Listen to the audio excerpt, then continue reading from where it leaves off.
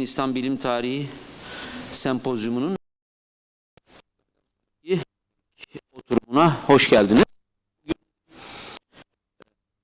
Welcome to the first session of our symposium. The main theme of the symposium was basing on methodological problems, and we will hear three presentations. We will listen to three presentations, and these three presentations will be focusing on actually the social sciences of history of science, and we'll be focusing on these issues hopefully.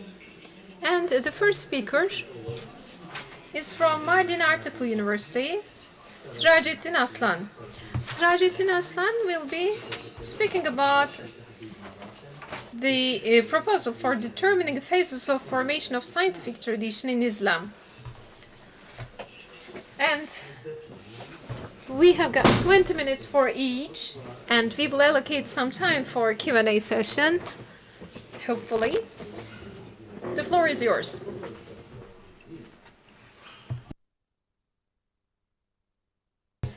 First of all, I would like to thank all of my professors who have organized this meeting and all of the related institutions and organizations for bringing us together.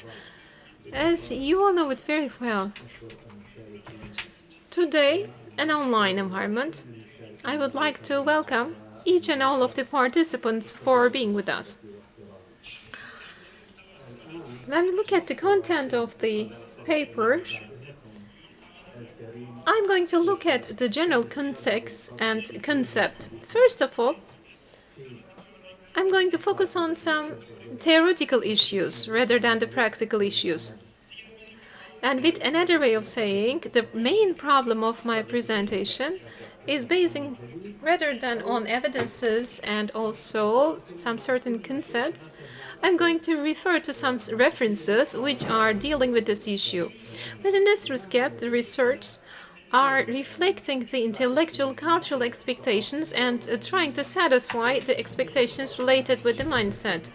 Basing on human being and the present and past and present time and future related type of standing points, and enhances the, of course, thinking way in the scientific ground. In the history, there is a certain knowledge and expertise, and to go into the depths, there are some certain frameworks which are essential to be placed and some methodologies and approaches.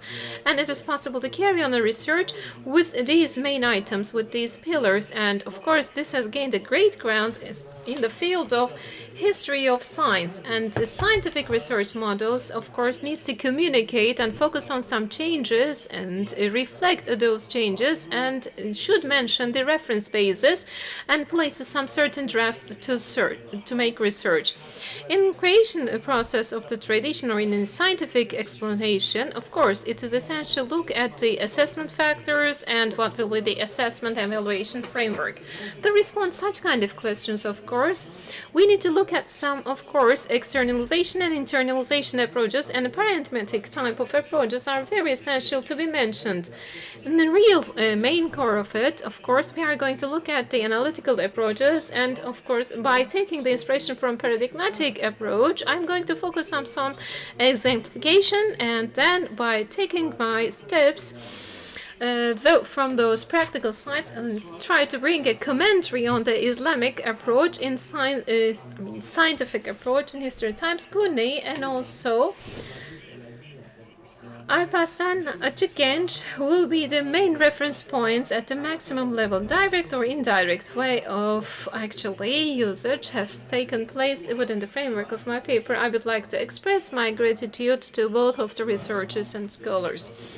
Actually, it was a major part of my PhD thesis, and I would like to refer my PhD thesis within the scope. And when we look at the main theme of the topic, of course, we will focus on the science tradition and, of course, the meaning that we burden inside the scientific tradition. And conceptualization, of course, is the priority of this paper, and within a certain time and space, the scientific, actually, my circle is carrying on some scientific researches, and also there are some certain models and some certain research drafts And I'm going to refer, and this is a type of naming for that. According to that, tradition is a dynamic draft, a whole of dynamic drafts in order to read and also refer to their scientific authorities. Science is a neuter type of, actually should be naturalized type of approach, and language, social will, metaphysical approaches, and the worldview are, of course, the oral tradition items which we can relate. On the other side, when we approach this issue with the tradition, the research draft and a short period of actions and activities should not, of course, bring a short period of time and should be, of course, bringing forth the eras, different eras, and the historical perspectives to the future, actually, researches and future spaces. Any type of information and knowledge and what makes it a scientific approach should be related with the, of course, semantic approach. And of course, when we burden these meanings and the cluster of meanings, it is directly the subject and paradigm relationship, and we can read and paraphrase it like that. Kuhn's paradigm concept in the basis of scientific approaches is combining, of course, social and also, other than the social aspects, connecting it with some context, and of course some accepted models or examples are being presented. Malbert Masterman do have a detailed research paper and the concept of paradigm, and also the hegemonic or dogmatic theory, tradition, standards, and world perception and approaches, and the perception-related type of actually sensation-creating substances do have different meanings and subcontexts to be mentioned.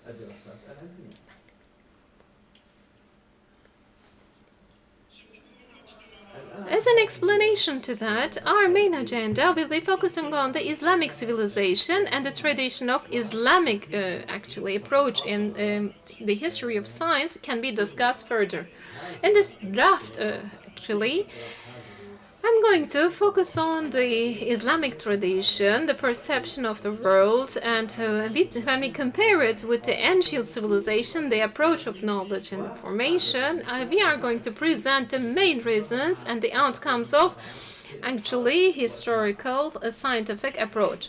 Of course, the composition of the tradition is related with the world order, physics, metaphysics, human, God, and also society, religion, and different aspects are the subsystems.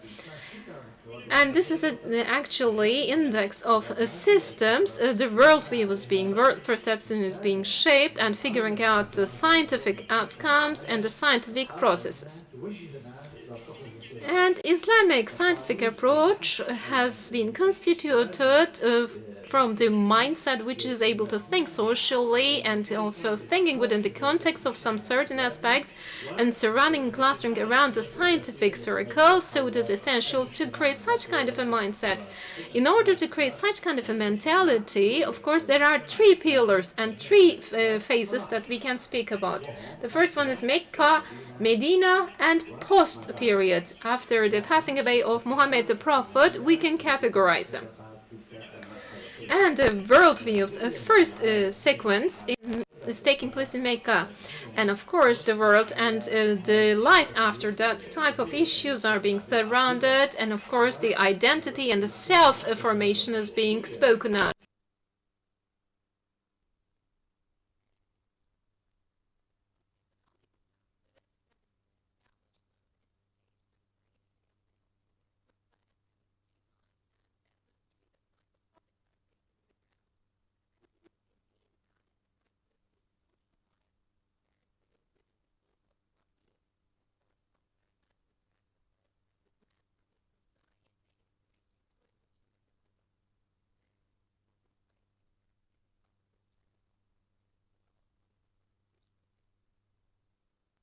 A social basis and finding an opportunity within the scope of the place and space.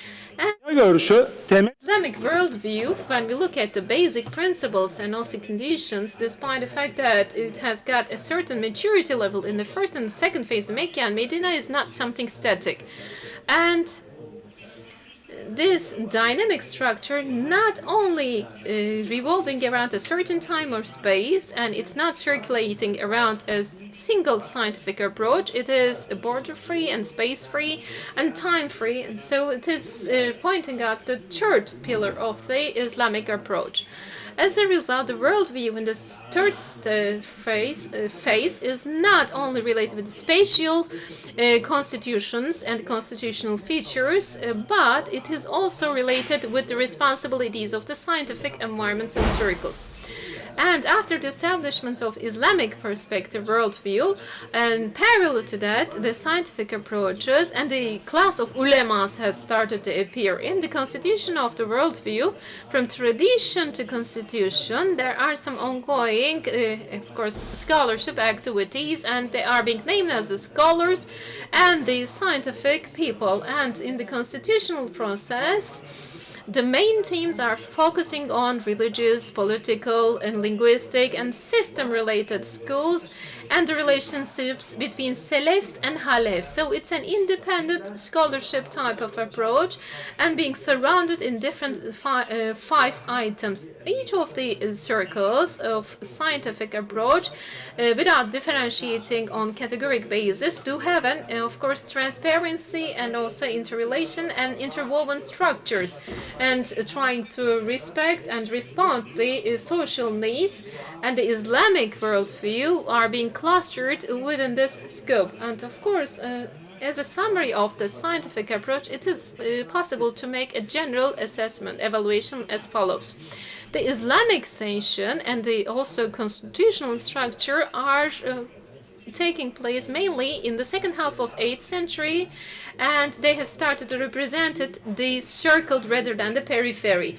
And the science and scientific communities and their categories are pointing out some certain Islamic perspectives and Muslim scientific communities, Islamic culture, and also civilization basins in the surrounding of geographies. And if we move towards the interdisciplinary approach, the common working environments, studying environments are revolving and clustering around some certain écoles. And all of them are all together, cannot be, of course, named with a single wheel, or in another way of saying, we can call them as the Islamic scientific communities. And after the scientific phases, of course, there is a phase of coming across with the ancient civilizations and ancient, actually, historical scientific approaches and a new approach. And, of course, in order to become a scientific approach, was trying to make use of the old traditions. It was essential to have this, and the rooting and rooted to the cultural and also the conceptual basin is going to create a new tradition, and it was very hard to achieve that. And the new tradition in constructing that, and of course it is essential to establish a new research ground, and for that research ground, first of all, we need to speak out and interact with the outer world. And the new tradition which is being proposed and the past tradition should come and meet, and with the new actually proposal tradition may carry the potential of the past tradition. On the contrary side, that actually that meeting point can be created with the old tradition representatives and scholars, and with the new tradition scholars actually openness in the challenging process, which is the conceptual side, and also it's an interwoven structure. And when we compare it with the previous scientific world, there may be some, of course, challenges, but the new proposing tradition in the development and in the maturity phase, the past tradition still is being present, and the new traditions problems, some are related with the past traditions, with the prior traditions. And, of course, the scientific communities in this respect are gaining a new community and the new perspectives. And when we look at the encountering process and the Islamic tradition and civilization, actually the old and the new ones actually encountering and the creation of new values are pointing us all of the Islamic civilization features. It is very meaningful to interpret it like that, and it is the Islamic worldview, the value which is assigned to the knowledge, and it can be explained by referring passed away Professor Dr. Fuat Sezgin's references. It is possible to state that Science and Technology's first volume, Encountering Phase, he was speaking about the ancient heritage and the reception theory related with the ancient history, and he was referring to Jebel Bel Hayyan. Hayyan states that Allah has given an eternal and limitless potential to human beings, and human beings are reaching to the love of a being and existence, and referring to that respect. And Hayam states that human beings are living and living creation power, and it is theoretically possible to be made. And so in the physics it is something obvious. And what is it then? The mathematical side can be measured. For this reason mathematics has been named as the ilmi nizam, scaling science. And in what type of consciousness level this encountering is taking place is making us to look at some certain points. I mean, of course, we should not be ashamed of accepting what is new, what is and we should not question where it is coming from, because what is essential to be actually embarrassed is the right, right knowledge, and we should not underestimate who has created and what has created that fact. And this relationship is referring to the network of scientific environments, and it is a very descriptive explanation for this scientific landscape. Islamic worldview has got a holistic reference point in combining object and also the subject and the other and I are becoming together and interwoven. Either with this self or the other self, the network which will be created will be so much interwoven with each other, so much homogeneous, and they are actually, rather than being that much homogeneous, they are only the circle of some actually big peripheral spheres, and can be considered as the rings, and has got a contributing interrelation between those circles and rings. And of course it is possible to create some further discussion but in the actually occurrence of Islamic tradition.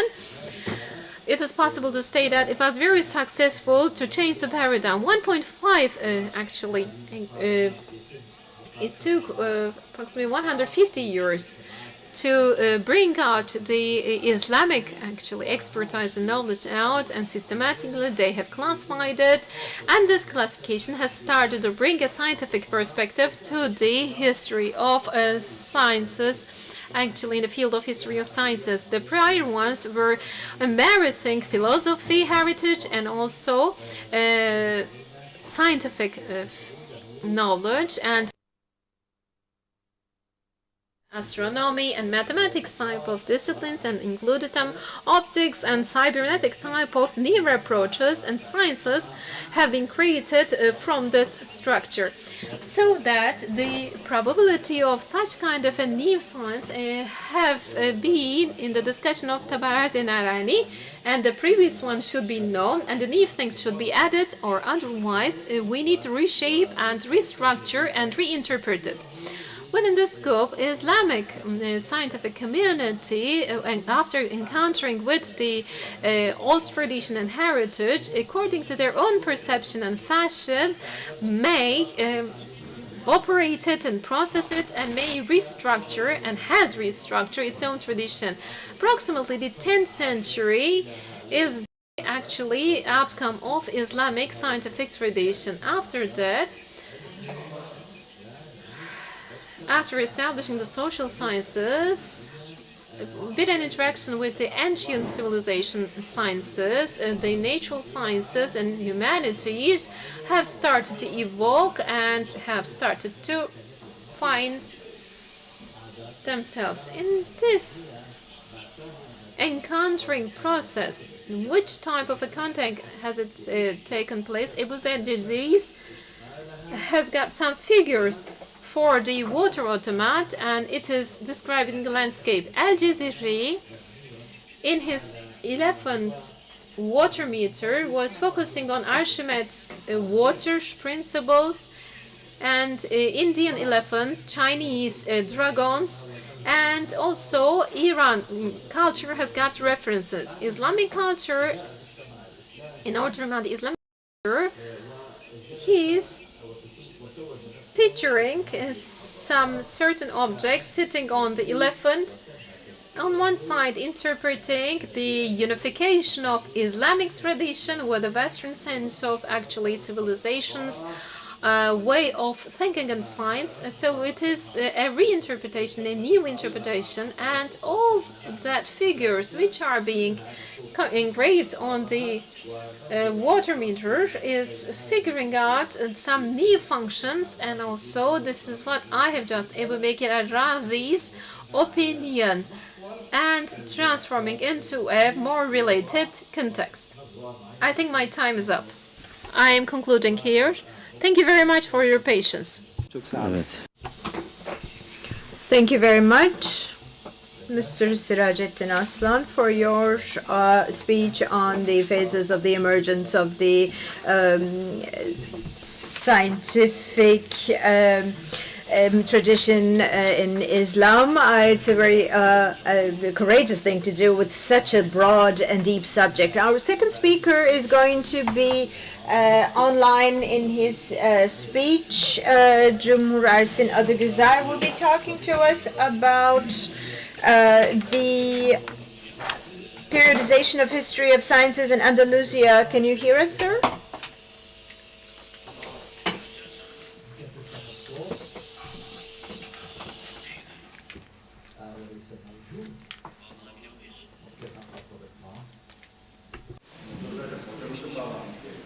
Evet, o bağlanamamış.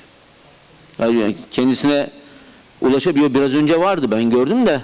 Ha, şimdi geldi, tamam. Şu anda geldi. Sesi açabilirseniz. So if you can turn on the sound, please unmute yourself. You're muted. Can you hear me?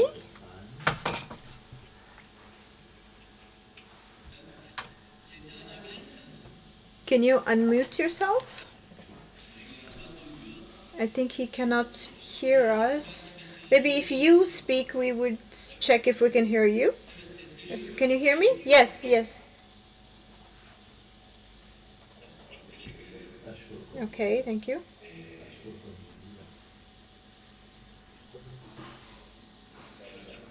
Esteemed participants, I would like to greet you all with the utmost respect. And on the third anniversary of his death, I would like to commemorate our esteemed academician as well.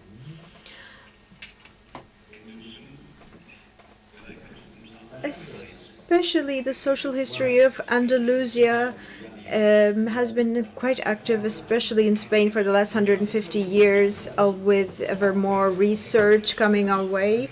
And among this research, we can see that Andalusia is a multicultural structure with the members of the three celestial religions coexisting for a long time, and the fact that it has become a hub for science as well.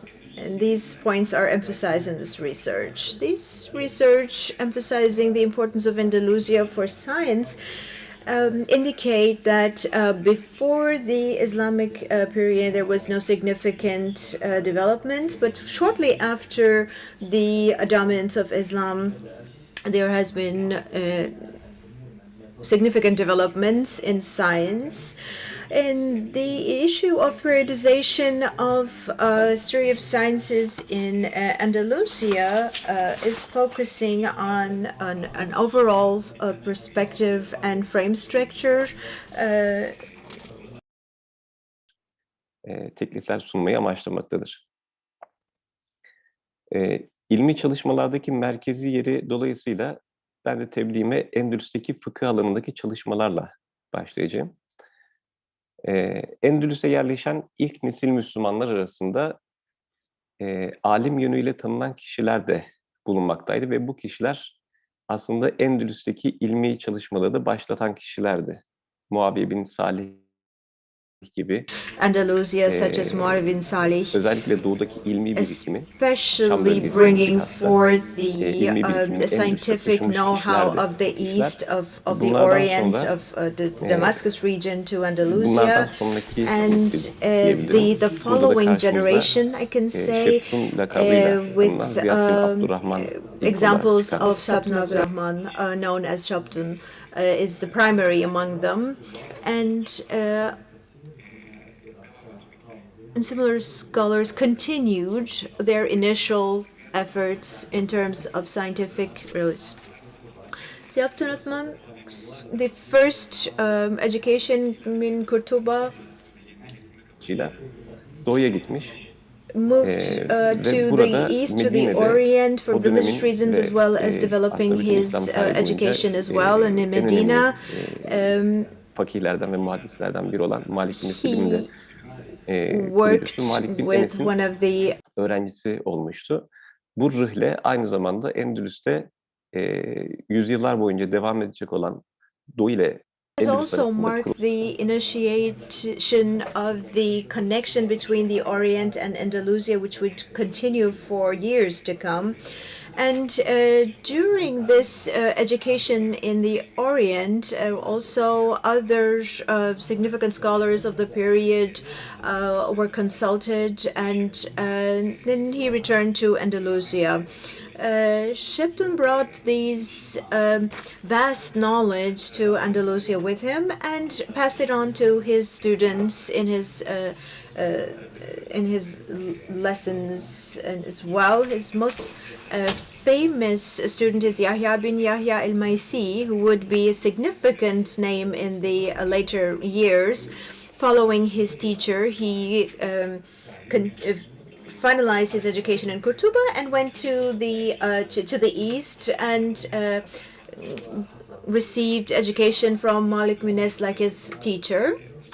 And then he returned to Andalusia and again conveyed his knowledge to his own students. And actually, for the beginning of the scientific activities in Andalusia, this marks the beginning, so to say, and fiqh was one of the major sciences to be developed there. Although in the beginning in Andalusia, the followers of Imam Ezai were quite prominent, and his views were quite prominent.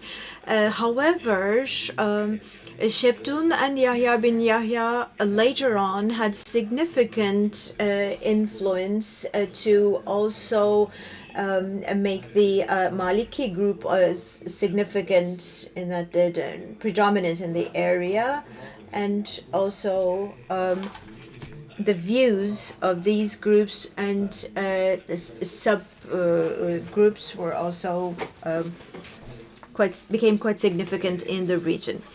This connection established between the East and Andalusia actually allowed all the recent developments in the East to be passed on to Andalusia, and especially in the 9th century, in the area of Hadith, in the world of Islam, the developments and the new works on Hadiths were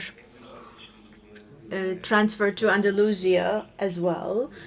And it has also been the case for other areas as well, and also the discussions of Kalam in the East have, or the discussions around the Beitul Hikmeh and the recent translations and interpretations and philosophy, logic, astronomy, and all works on these fields were also transferred to Andalusia and became a part of the agenda of the scientists and scholars in Andalusia as well. So in that sense, all the works authored by the scholars in the East, like we said a moment ago, were also related to Andalusia. And the predominance of the Maliki group in Andalusia led to the fact that areas except for medicine, we should include mathematics and astronomy as well, because of its practical implications. we see that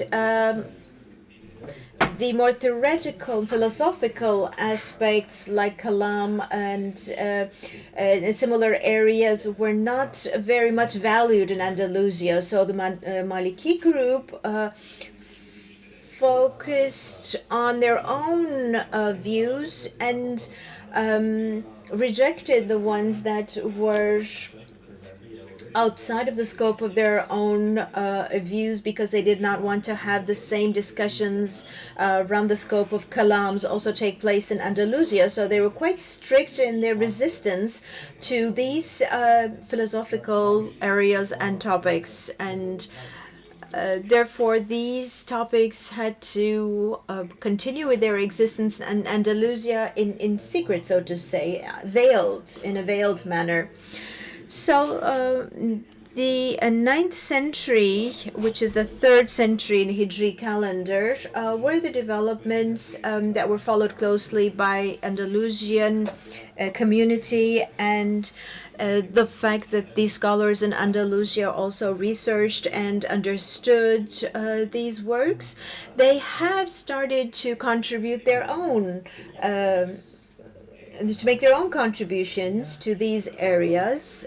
And this marks the beginning of the developments in Andalusia and the contributions of the scholars of Andalusia themselves.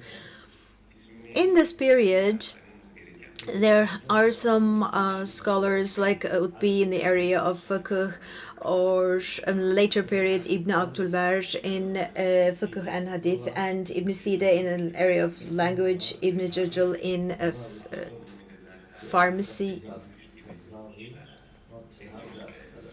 and pharmacological, and also similar scholars in their own areas have been contributing greatly in their own areas into the timeline of Andalusia. And in this period, with the debates of mastery between Andalusia and the East, these are the names that are recited as the crown jewels of Andalusian scientific community. And of course, the scientific activities continued in Andalusia throughout this period, and especially 11th to 13th centuries. There have been significant developments in the scientific life or scientific circles of Andalusia. And philosophy, Kalam, and Sufism were the areas that were impacted the most by these developments. And as I mentioned, this strict view of the Maliki group scholars in time led to a softer approach towards philosophy due to the latest developments in the interrelated fields. This has allowed such areas to be voiced more easily in time, especially after the middle of the 7th centuries.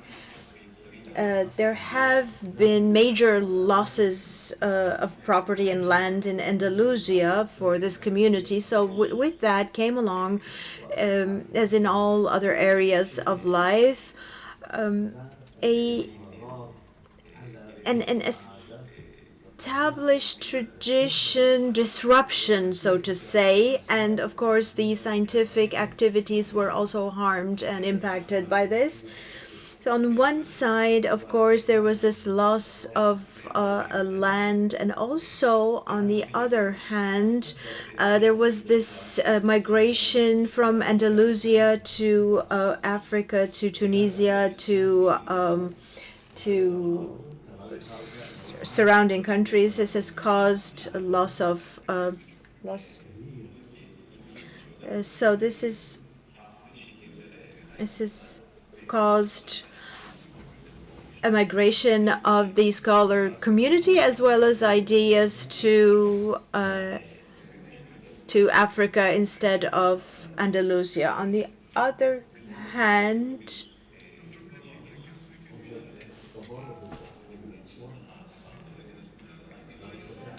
çıkmıştı. Çünkü kaybedilen Endülüs şehirlerinde yaşayan Müslümanlar artık Hristiyan idaresi altında yaşamak yerine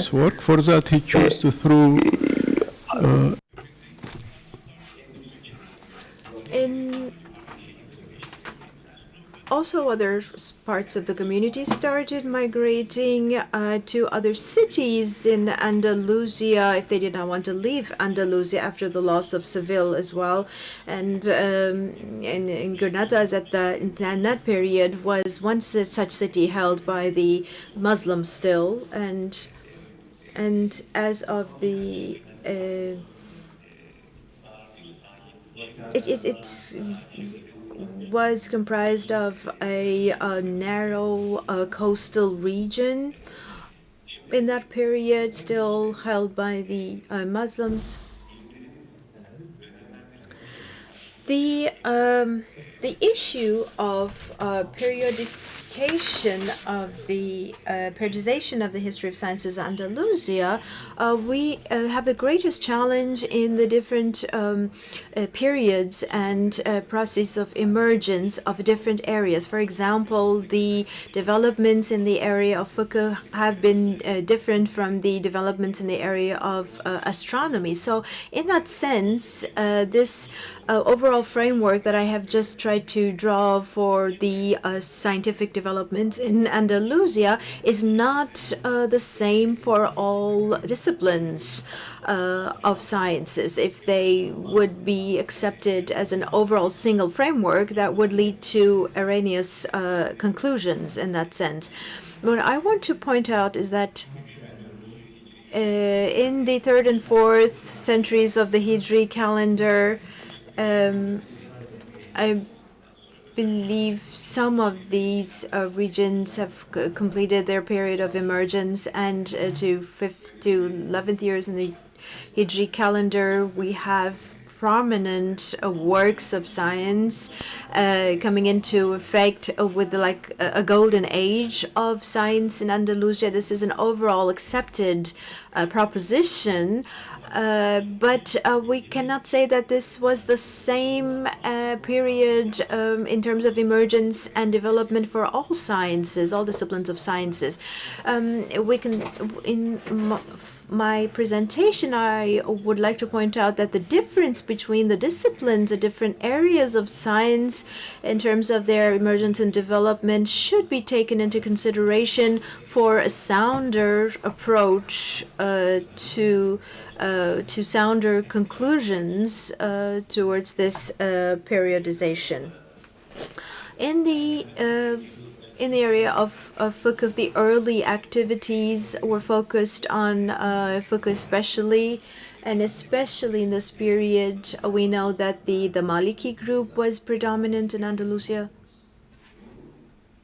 However, later on, we see that this has had implications in impacts on other areas, other disciplines as well, besides fiqh. So other works on fiqh have also been impacted areas like hadiths, and the activities in the area of hadith have also been based on these activities themselves, including the periods when the disciplines is not emerged yet. This is gone within the history of Andalusia. The Nasri is the last Islamic state in Andalusia. Throughout their period, we see that there are still significant works of science, and it's central in this region. And also in terms of Kütüb-i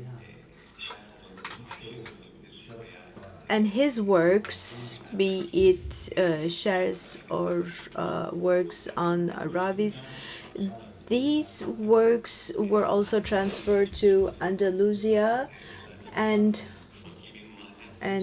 especially following Maki bin Mahled,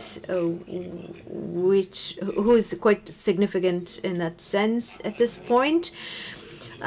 Such activities continued and flourished in Andalusia, which in turn led to the approaches on fiqh towards a more softer approach.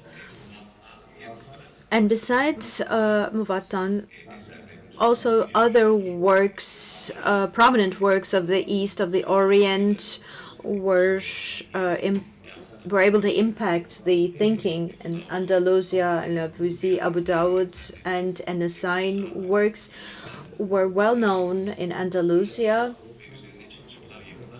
and as books focusing on hadith, and Andalusian scholars worked on these, especially in the 11th century in Andalusia. Ibn Battal's works greet us as very prominent works of science for the period in that region.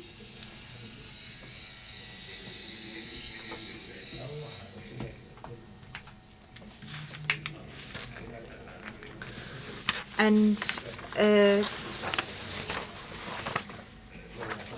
in Andalusia, Mohammed bin Futuh al-Humayni is another scholar of Andalusia who has been working on hadith and fiqh. Ibn Hat Fashar was the author of various works who can be cited within this framework. In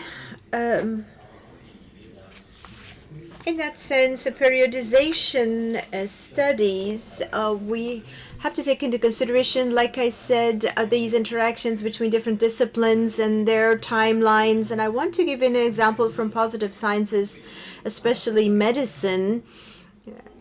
In 10th century Hijri calendar, there have been activities in Andalusia in this regard. We see the first fruits, first results coming to fruition, and then we can at this point talk about a mature medicine in Andalusia, and also a very mature fiqh science in Andalusia in the 10th century. So, whereas for medicine, 10th century is still a newly emergence era. So, and for astronomy and mathematics, we have to say that there is a different timeline similarly than fiqh and medicine. We have the first early developments in the 10th century in Hijri calendar, and reaching up to a higher level in the next century. So another point that needs to be emphasized in periodization activities, the works, the approach in the works of fiqh and hadith, and that has to do with the procedure of copywriting, and there may also be an issue of periodization. It might be another factor in periodization, and the works of fiqh, starting out with Muwaffaq, especially in the 14th century, towards the end of the Islamic predominance in Andalusia. In this area, we see Ibn Juzayli, and we have a comparative fiqh approach of coming to fruition in this period. And consequently, we have to be aware that for any periodization activity, not only for fiqh but for other disciplines, we need to also take into consideration the contents of various works in various periods, which we believe will lead to a more sound approach towards periodization, so that we don't have a linear timeline for all sciences. We need to have we need to see the different timelines of different disciplines and which was more in the foreground and which period, and so we need to apply different periods in terms of different disciplines. I think your time is up. Can you hear me? Thank you very much for your attention.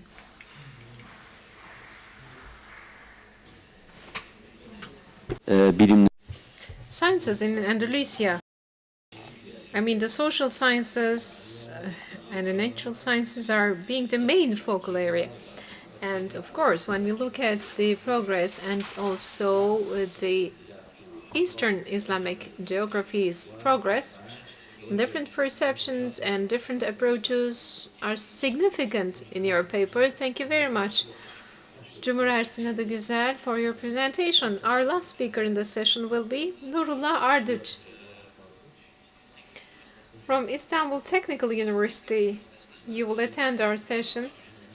Professor Nurullah Ardıç will be presenting us a new approach, Ibn Haldun's methodological innovation in the study of history from the social scientific side, from the social historical perspective. A very forthcoming name, and its methodology will be presented by the professor.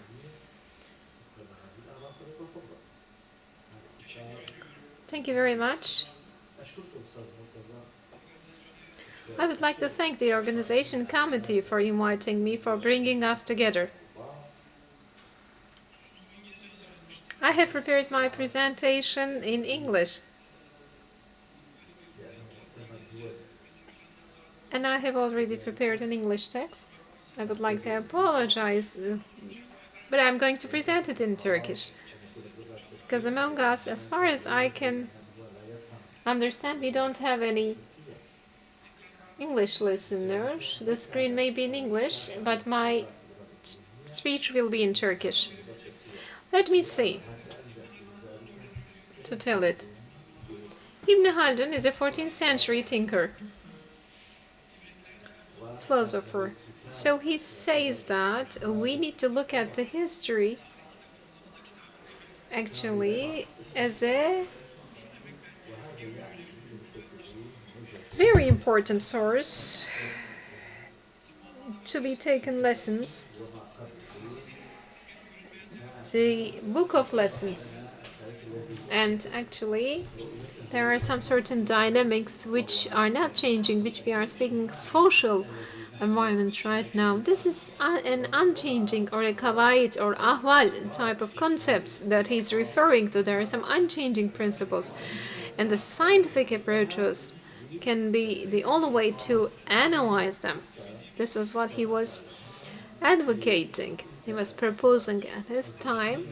The historian perspective was so far away from actually from being satisfactory. It was not sufficient enough to express itself on scientific basis. It's not possible to say the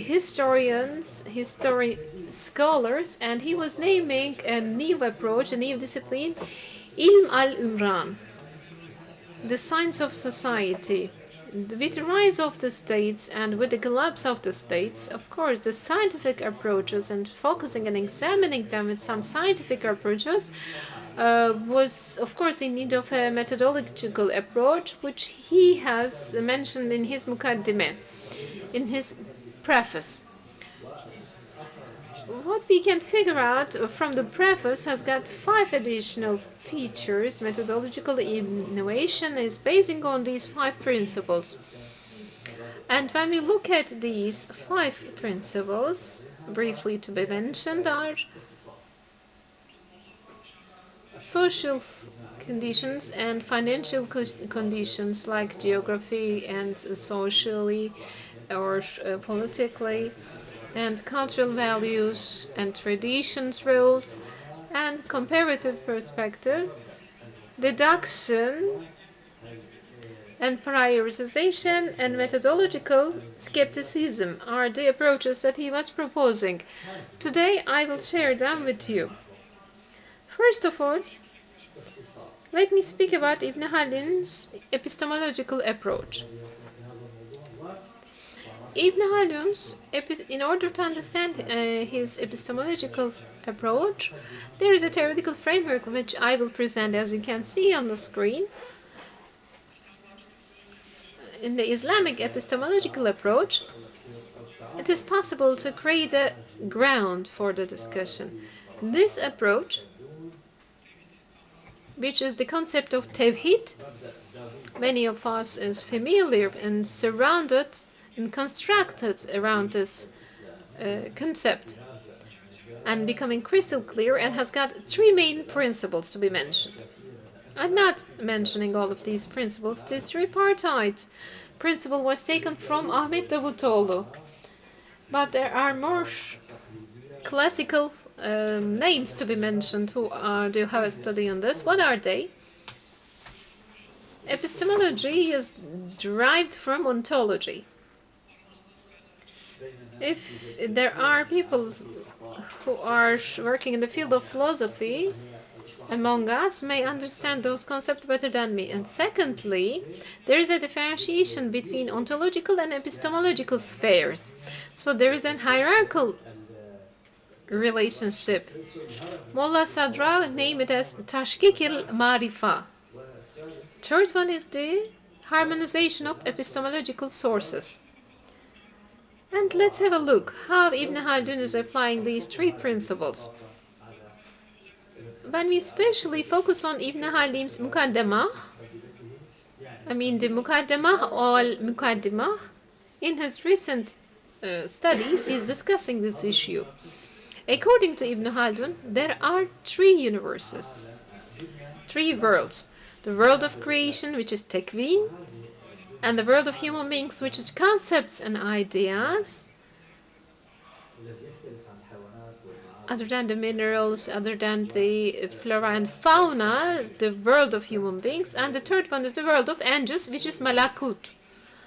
So in this tripartite ontological environment, a human being is being situated, is being positioned in the middle. Man is in the middle and has an access to these three universes, three worlds. With our body, we are able to communicate with the physical environment, and with our thinking, it is possible to relate with ideas world, and of course, the world of angels is accessed via spiritual side of human beings. And by taking our steps from this ontological framework, there are three forms of human spirit. The first one is, how can we name it? This sense of perception and experimentation. The majority of the people are only able to perceive by their senses. And by making use of the data that we perceive from outer world, we can create scientific approaches. And the second one is the Sufis and fortune tellers, who do have an access to non-material world with some certain education. They are able to access this knowledge. Even the fortune tellers are being grouped in this classification. And the third group is the Malakut universes,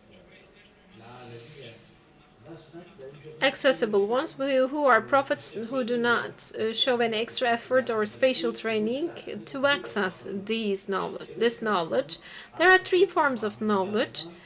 In the scientific approach, Islamic scientific approach, we have this. The first one is the akli knowledge, which is rational knowledge. As we all know it, the external relationship of human being by making use of their senses, and rationalization by making use of their mind. And rational world, spiritual world, and prophetic world, as we all know it, temyizi, tecrübi, and also nazari. The third one, of course, with zuhd and takva methodologies, by applying these methodologies and by having salih dreams, the knowledge that we have. And the third one is the nebevi. prophetic knowledge, the information, the knowledge which is being given to the individuals assigned as prophets. Those three knowledge types do have a certain hierarchy. So among the three principles, the second and the third one is having a harmony, and the common discussion whether akli, I mean the rational mind, and this actually spiritual mind and nafsi mind are contradicts with each other or not, is bringing us to a different layers. As we all know it very well, we need to go into the depths of Ibn Khaldun's methodology to understand it and to have a certain real response to this question. I would like to draw your attention to three sources of knowledge. And three sources of knowledge is habar, and prophetic knowledge, and observation. Habar is the historical knowledge that we take from the ancestors, so they're all external sources of knowledge. And the second one is the Nebevi type of knowledge that is being transferred from a source. It's a holy type of knowledge, prophetic type of knowledge. And the third one is physical, climate, and geographical observation related knowledge. And the basic principles of his methodology is proposing some certain methodologies. The first one is, again, the Burhani methodology. The second one is Jadal, dialectical approach, which disputes with the historians. And the third one is the beyond descriptive studies, causal explanations. The fourth one is the structural ones rather than the personal ones. And the fifth one is the, rather than being essentialist, the relational arguments. This is my determination about Ibn Khaldun's methodology for observation. By making use of these five types of arguments, he's referring us to examine the history. And of course, there are four methods, specific methods. The first one is the narrative research, which the historians are doing. And the second one is the tahqiq, research-based type of method. The third one is the talil, causal explanation. And the third one is nazar, which is conceptualization. Tasvir, tahqiq, talil, and nazar can be proposed as the quadro methods, quadro approach. In the Islamic scientific approach, they have been already present actually, but has been emphasized and placed forth by Ibn Khaldun. And after this approach, we have got another point to be discussed. In order to understand the historical issues, there are 5 criteria to be checked. The first one is the social conditions, whether the material and the social conditions in their role and place in the causal explanations. Actually, the information about any event cannot only be rationalized, and the social relationships, geographical relationships, political structures, and their impact should be also taken into account.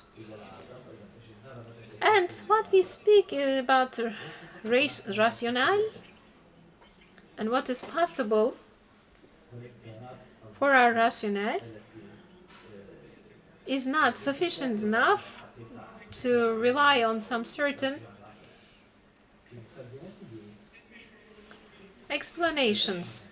Maybe you know it or not, Mesudi type of important historians, Muslim historians, when they were speaking about Moses, they are stating that he has got an army composed of 1,600 soldiers, and Ibn Haldun states that this is not possible.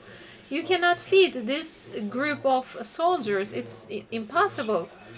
So you cannot just bring them to a city, and you cannot even do a war with this huge crowded group of military groups. And so Nebuchadnezzar, the Babylon governor, when he has beaten the Islamic troops, he was having 60,000 and 120,000 soldiers in his army.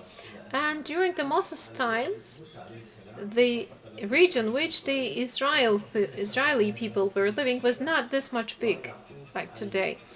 And 4 generations until Moses, it was not possible to have this amount of people.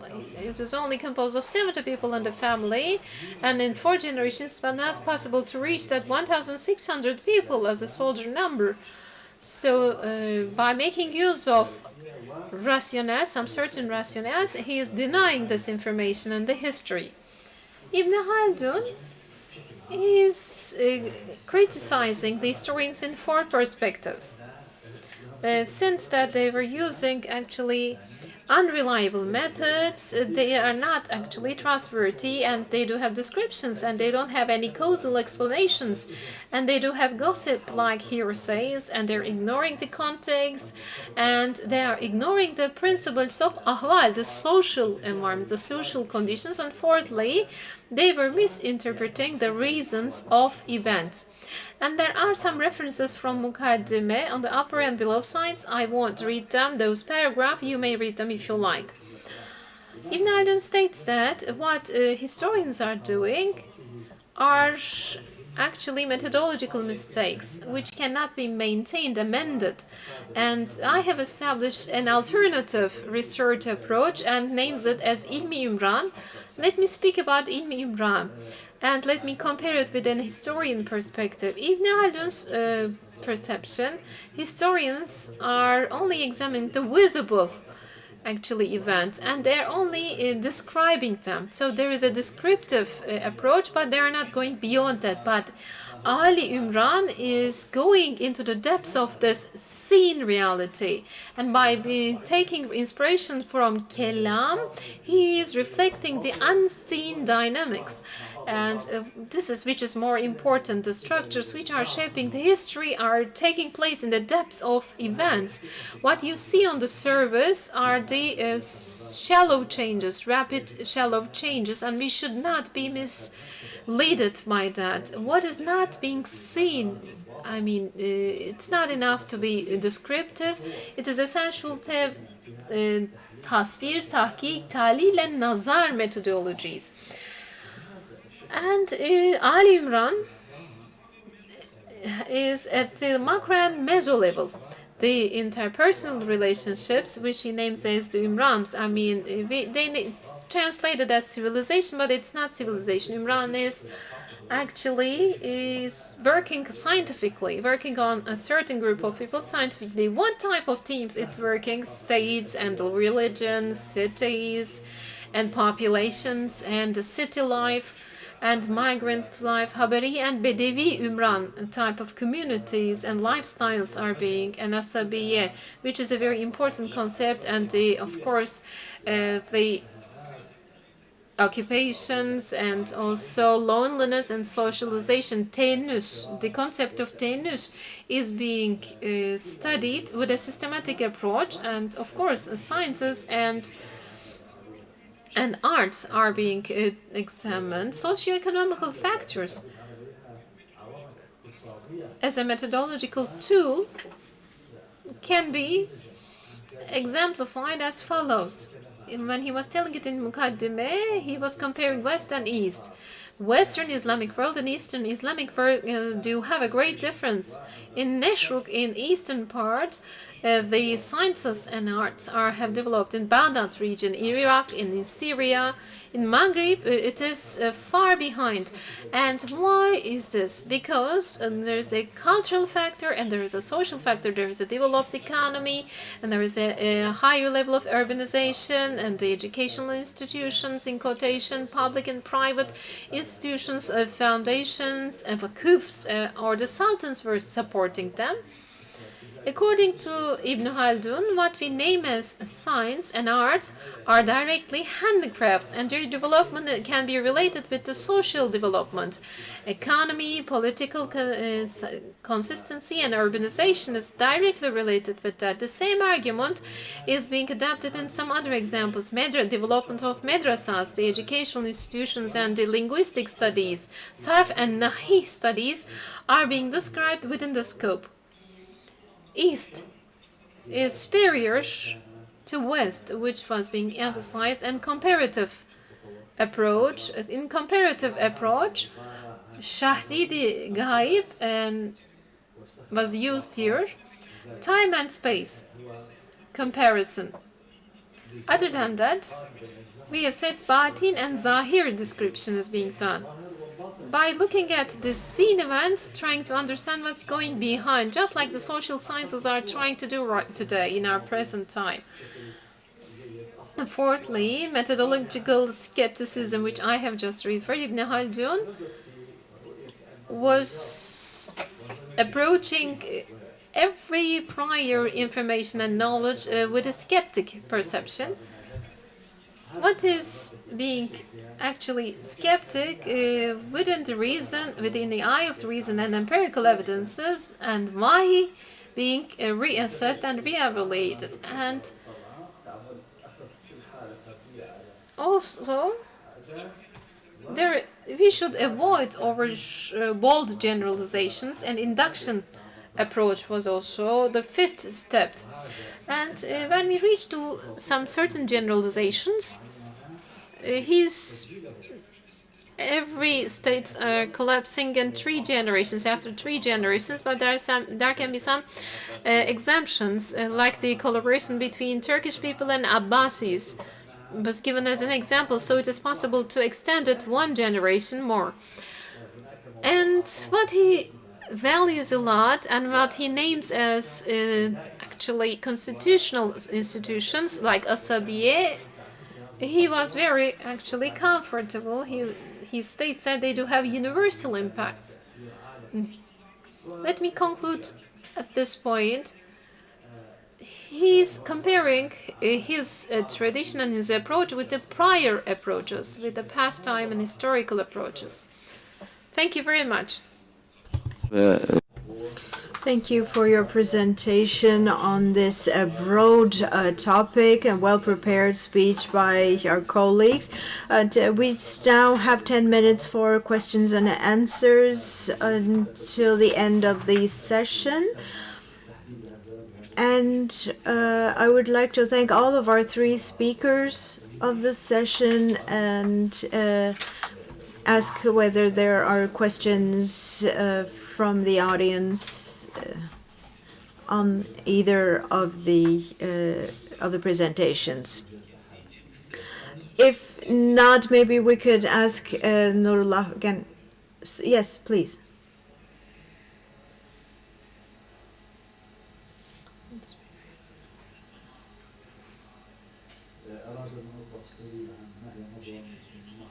In your presentation, Nurullah Ardıç, you talked about the fact that you were not an advocate of its translation as civilization. Why is that?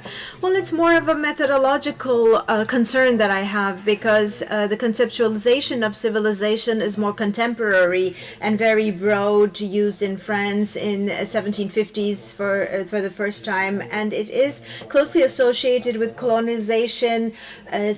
And it is a concept produced as a result of the colonial period. So it is actually implicative of an ontological hierarchy between the Western European countries and the rest of the world. And so first there's the civilized, and then the barbarians, and then the wild people of the world. So there is European-centered worldview that is predominant in the world civilization. That's why there are two problems here. In the period of Ibn Khaldun, there is no such association and conceptualization. And secondly, there's the fact that this concept itself has this colonial background is more my concern. Of course, whether we can use it as a pure concept, that's something else. But I believe that a retrospective utilization of this concept as civilization would not be appropriate. I think Umran does not really signify civilization in that sense. Okay, thank you. I think someone else has a question. Can we pass on the mic, please? Can we connect to Ersin Adıgüzel? Is he online? He is. Okay, good. Can you hear us? Can he hear us online? And he's online, but I don't know whether he can hear us. Let's check. Can you unmute yourself, please? The screen where Ekmeleddin was speaking is not on at the moment. So, Ersin, can you hear us? Ersin, can you hear us now?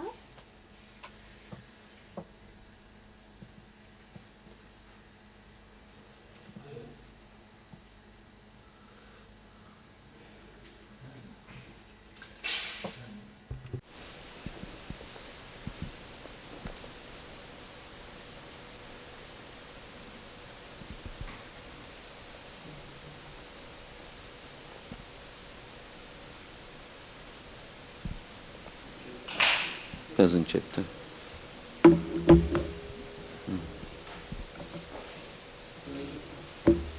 Ses duyamıyorum diyor. Şimdi duyuyor mu acaba?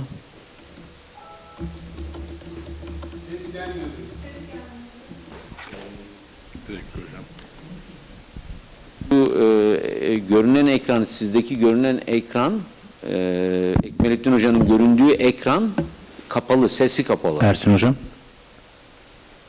O Benim sesi sesim açabilir gelmiyor miyiz? mu efendim? Yani hocanın göründüğü ekrandaki sesi açalım. Karşı tarafta mı acaba? Bu Yağız'ın ekranı onun açılması lazım. Oradaki sesin açılması lazım. Yağız'ın sesinin. Hocam. O açık. O açık. Burası açık. Burası açık. Hocam bizim mikrofonumuz kapalı. Bizim evet, mikrofonumuz Yağız açık. sevenlerin ekrana sesi Murtaza açıldı hocam. mı? Burada. Evet. Murtaza Hocam. Sizin şu an konuştuğunuz mikrofonların sesi açık. Siz Cüneyt Kayardı hocamızdan konuşuyorsunuz. Yağız kim Yağız? Hocam onda sadece görüntü var. Siz şu an Cüneyt hocamızın mikrofonundan konuşuyorsunuz, açık. O ses duyuluyor mu? O mikrofon da buraya bağlı zaten. Sadece Tamam, tamam. O daha güzel. Tamam, oradan bağlandık. Peki. O daha güzel oldu. Evet. Buyurun hocam.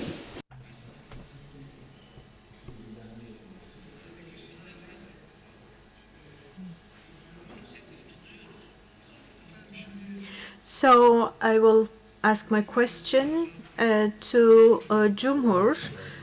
It's a very interesting topic about the activities of history of sciences in Andalusia and the periodization of it. It's a very interesting topic. It's a significant, important topic. In your speech, as far as I understand, the basic concern is that in Andalusia, the Maliki group was predominant, and the and Imam Malik al-Muwatta, the basic work of fiqh for this group is actually the predominant factor in shaping the scientific works and community in Andalusia. So it was a little bit difficult for me to grasp it in the sense that the works on the classification of sciences written, authored in Andalusia, we know that since Farabi and other scholars, there are dozens of works on classification of sciences and scientific activities. Were there any similar works authored in Andalusia? So what is the difference between the works authored in the East and those authored in Andalusia? Thank you.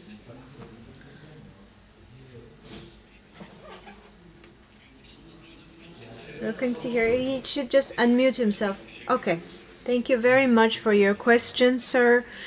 It will give me the chance to elaborate a little bit more on the topic. In the later periods, after the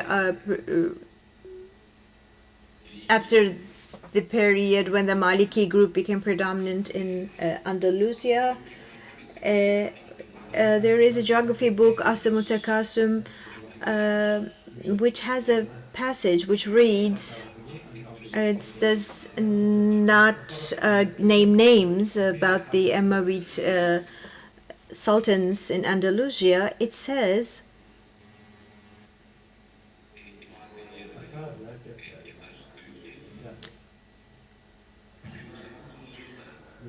before the Sultan, the scholarly community carried out a debate, and in this debate there were the advocates of the Maliki group and Hanafi group, and the Sultan at the end of this debate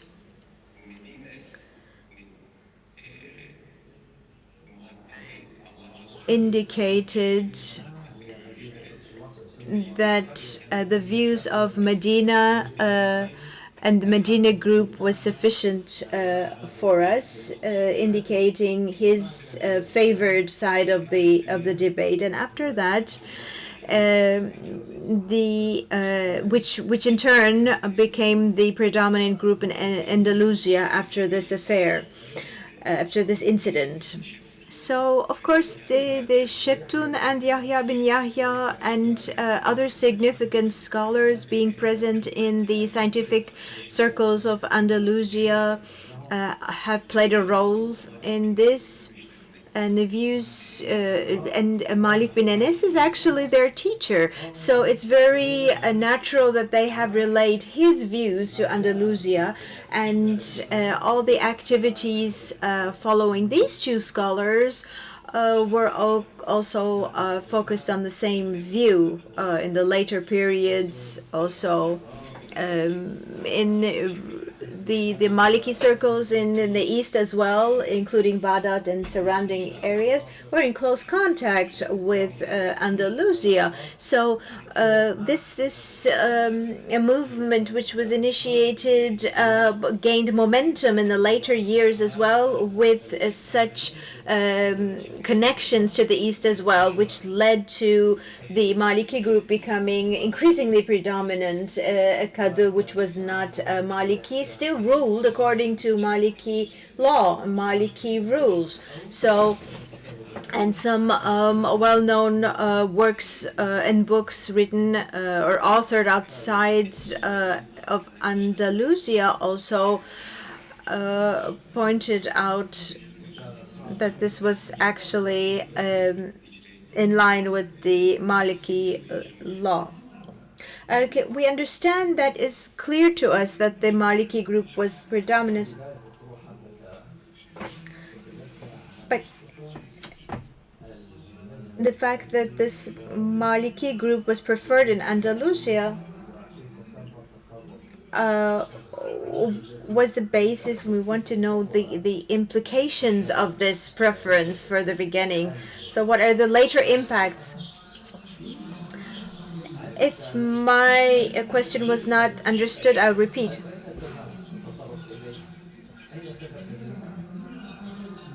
You just repeated the basic argument of your presentation, which states that the Maliki group was preferred in Andalusia.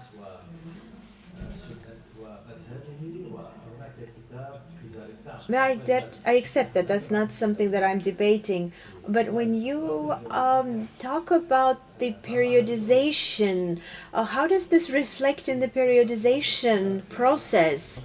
What is the of this group being preferred, with different groups of Hanafi, Shafi being preferred in other regions?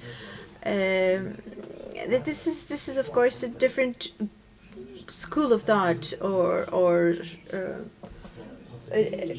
that's something else. The preference of this group, this school of thought, is something else. I want to understand the relationship, correlation of this preference with the periodization of the history of sciences in Andalusia. So this fiqh of the Maliki group, this basic works of these scholars being preferred, where does it find its place within the scope of your paper or your argument, which is periodization? Can you unmute yourself? Okay.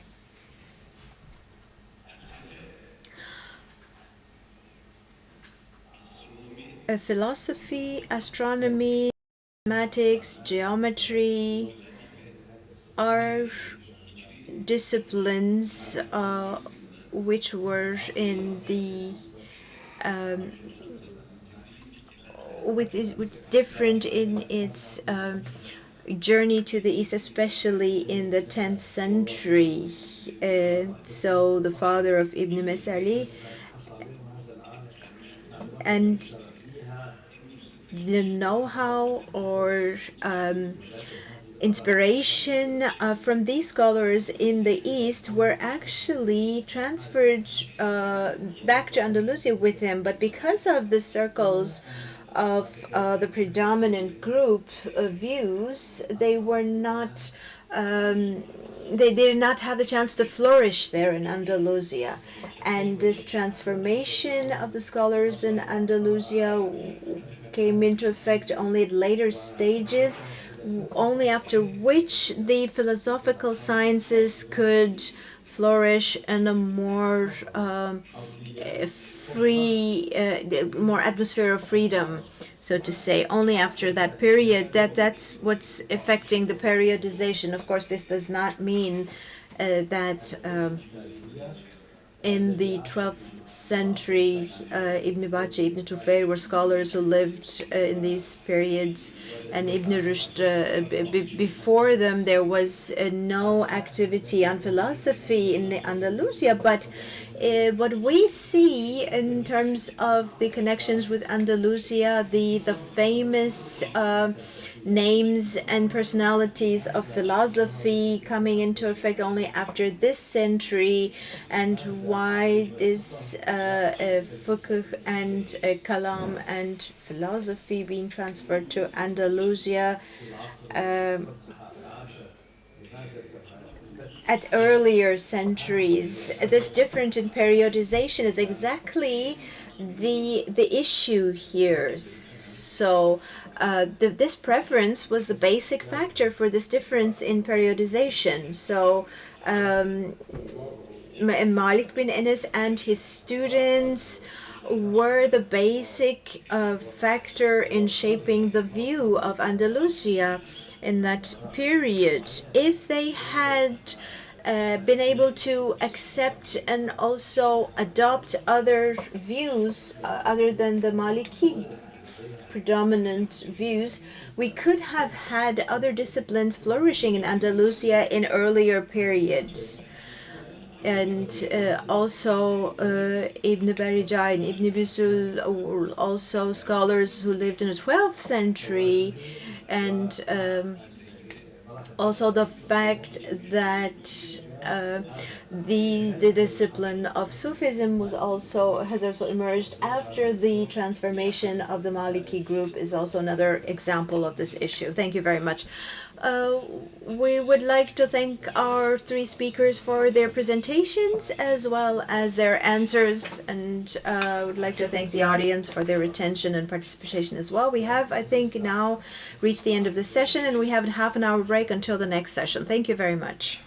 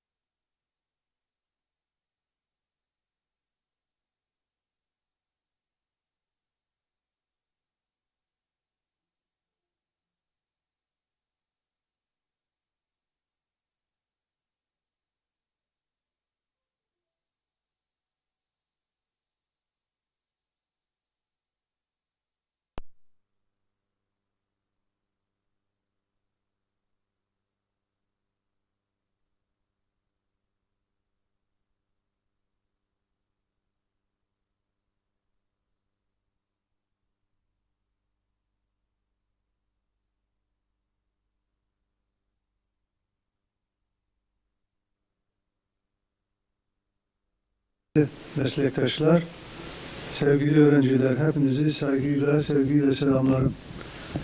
Ben burada biraz önce sevgili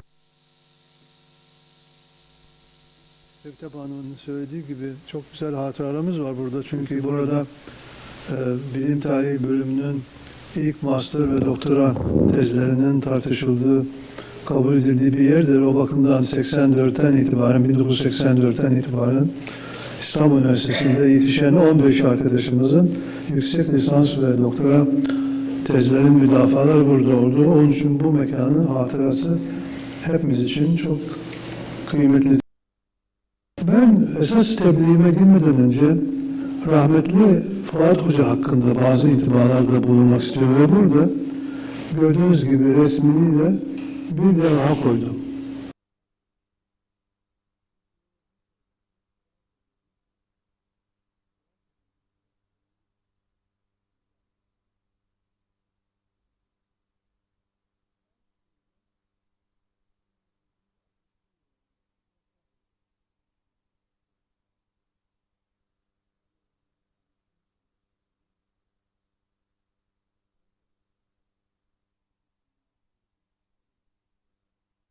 Aynı zamanda major in Kahire Milli Kütüphanesi'nde Şarkiyat bölümünde şark yazmaları yani Osmanlı ve Fars yazmalarının kataloglanması hususunda yeni başlamış bir genç müfehris olarak Milli Kütüphane'deki ilmi hava içerisinde ve dünyanın her tarafından gelen büyük alimlerle tanışma fırsatı buldum.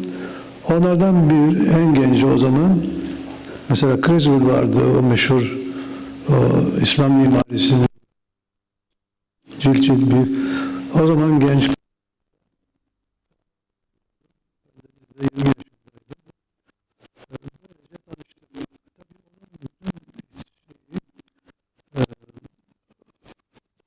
odaklaşması Arapça yazmalar üzerindeydi. Çünkü bu bakımdan değil hazırlıyordu. Sonra daha onlara girmeyeceğim çünkü sabahleyin söyledim. Ben burada daha çok insan olarak Fuat Bey'in karakteri üzerine durmak istiyorum tanımayanlar için. Fuat Bey hayatta göreceğimiz sıra dışı insanlardan bir tanesi. Sıra dışı. Yani profesör, doktor, şu bu falan bunlar hikaye, bakan şu falan. Fuat Bey başka türlü bir insan. Başka türlü bir insan ki hayatını bir hedefe kilitlemiş ve o hedefe ulaşmak için başka hiçbir şeyle meşgul olmamış. Yani dedication diye bir tabir var Batı dillerinde. Dedication, dedikasyon. Bunun tam karşılığı yok. Fakat eski bir tabir var. Hasr-ı nefs etmek. Hasr-ı nefs. Nefsini hasretmiş Fuat Bey çalışmasına. Ve gece gündüz o onunla uğraşır, onunla meşgul olur. Başka bir şey meşgul olmak istemez. Ve hakikaten çok büyük bir azim, büyük bir gayret, bir daha ve sonunda o meşhur çalışmalarını yaptı, gazete yaptı. Fakat tabii benim açımdan da en mühim başarılarından bir tanesi Fuat Bey'in bu aletleri, replikalarını yapmaktır. Bunlar o aletlerin doğruluğunu, geçerliliğini göstermesi açısından önemli. Fakat daha önemlisi halk kitleler üzerine bunun tesiri, gençler üzerine bunun tesiri müthiştir. Yani siz cilt cilt kitap yazın, bir tane oraya bir alet koyduğunuz zaman o alet çalışıyorsa ama doğru prensiplerle çalışıyor. Yani içerisinde Alman motoru ve Alman pili üzerine değil, normal o günkü mantığıyla çalışıyorsa. O bakımdan Fuat Bey'in bu as an instrument دراسته كانت مهمة جدا جدا. in the history of science. Fuat Bey told me for a while that after completing your undergrad, come and make actually PhD. with me, but you need to learn German. I said, okay, I will learn German in Cairo.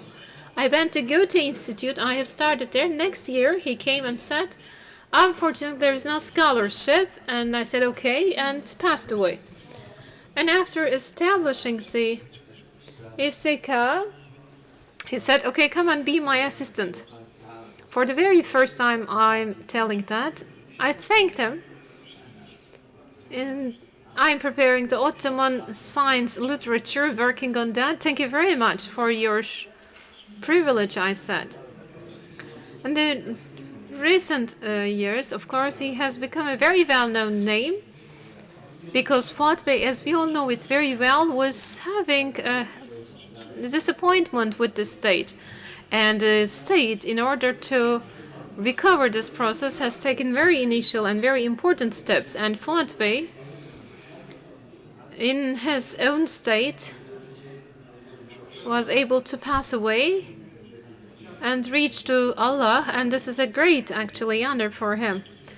Now, Fatih Sultan Mehmet Vakıf University has got a museum, and the department was being founded, and under his auspices, they have created this space. I pray for God, I pray for the mercy of Allah. What is this calligraphy? If you have read it, you can understand. Memlence melec. What does it mean? This is a statement of Fuat Bey. In Ottoman language, it is widely used. That generation or the previous generation was widely using these type of Arabic statements very well, and either they know Arabic or not, Ottoman scholars were using it. Huzma sefada ve keder. Mennevi velec. They're all Arabic type of actually statements, but Yürücüleyn lafi in Koran being stated. So we have tied up an end of night today and an end of night today. It's an ayat in Quran, so it is a restatement, paraphrase of such ayat. So night and day are so much interwoven, interrelated with each other. So you insist on knocking a door so that the person who is inside the door will be opening a velece veled. This is Fuat Bey's character indeed. Velece velec. Mencette vecet. This is all the characteristics of Fuat Bey. After explaining those things, let's come to our main topic.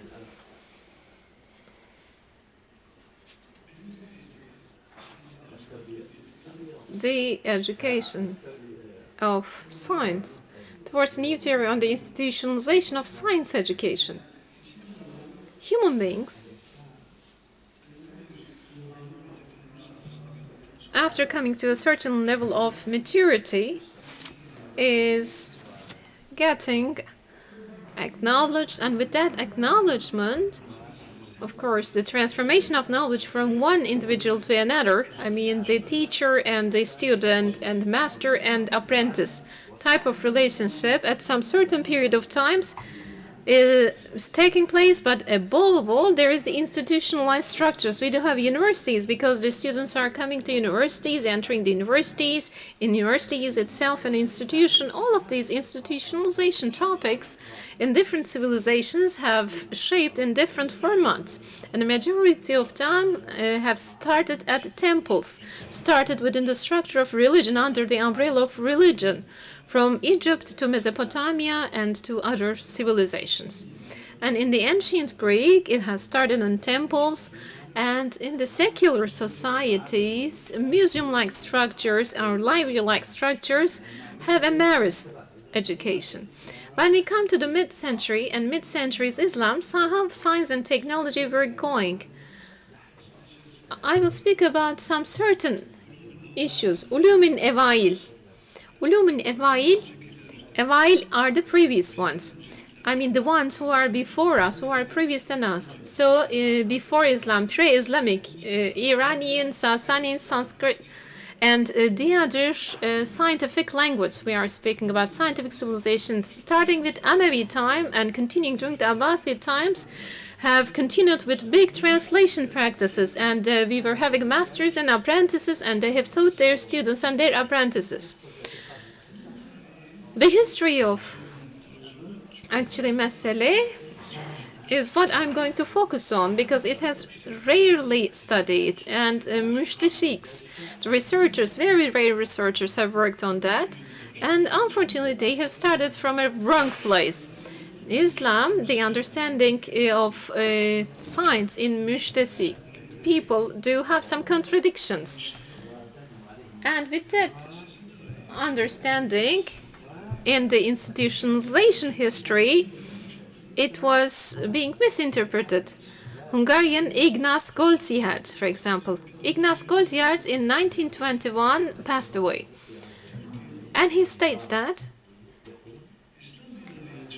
the Islam theologists are dealing with actually religious and scientific knowledge. All of the ulamas in Islam were dealing with religious sciences, theological sciences. So they are not dealing with anything outside this scope. And later on, Yusuf Eish, a Syrian scholar, historian, and he has got a very important book about libraries. He states that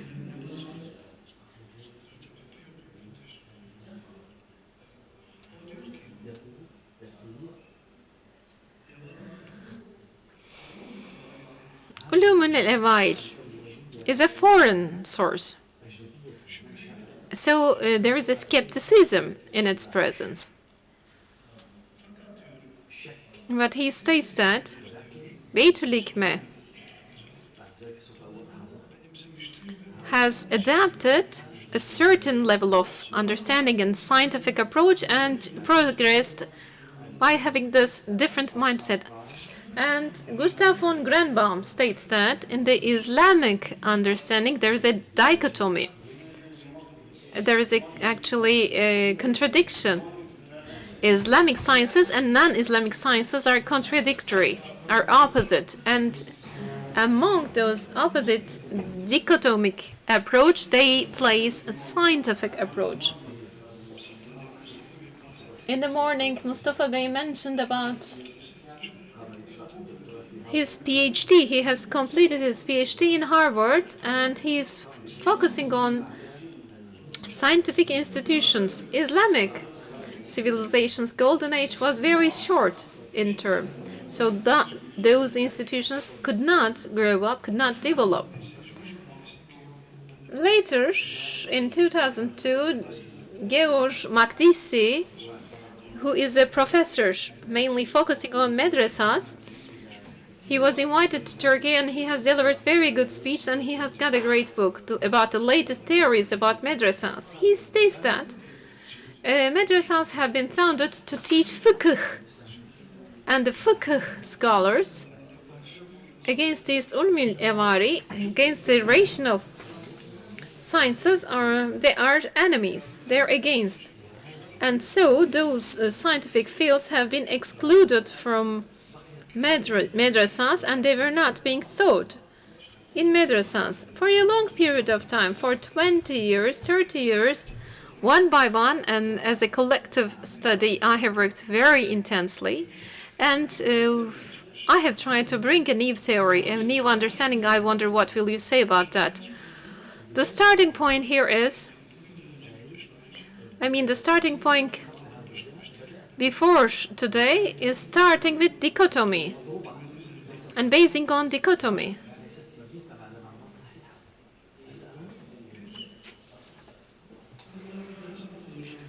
How do the institutions are founded? For example, the university that we are in right now is an educational institution. In order to found a university, what do we need? In order to establish a university, what do we need? There are two features. One of them is patronage, and the other one is the financial sources. a fixed source, a fixed financial source, and there is the legal basis. How will it operate? And how will you finance this institution?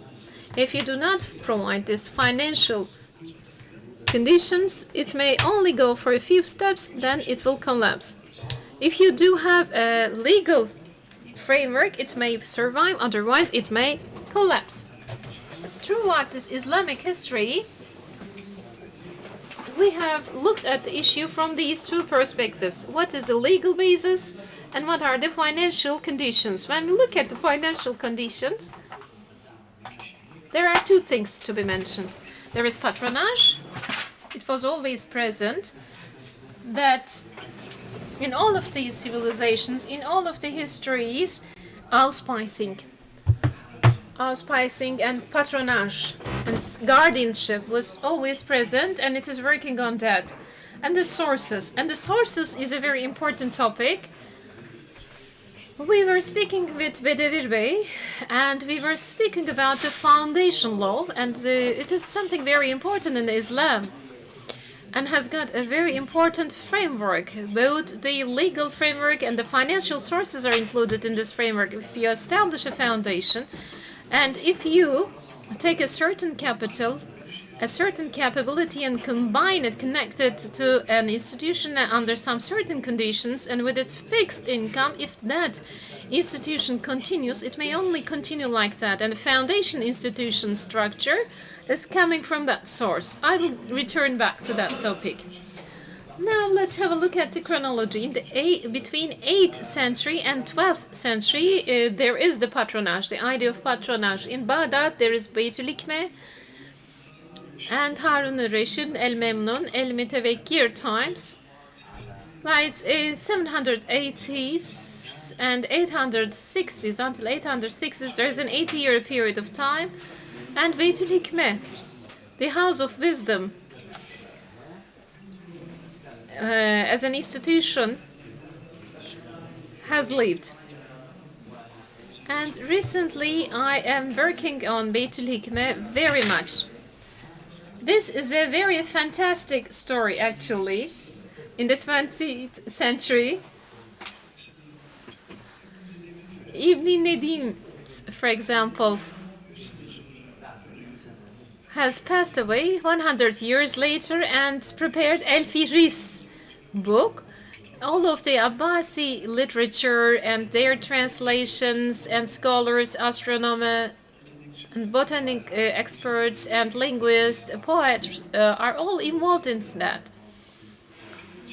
And there are a few words and references there and referring to Beytül Hikme. I don't know how it happened, but it's a little bit awkward journey. Of course, the scholars sometimes are misinterpreting some certain things. In Keşf-i Katip Çelebi states that during the Memnon times, when he was speaking about man in Memnon times, he states as follows. The owner of Beytül Hikme, he was the owner of Beytül Hikme, he states. But when we speak about ownership, ownership is something else.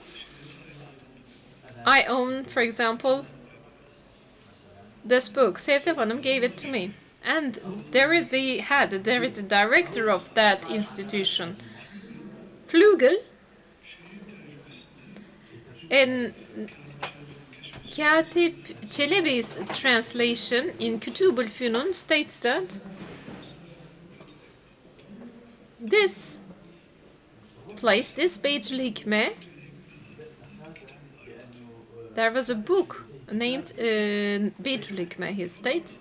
Brockelman, the professor of Fuat Bey, states that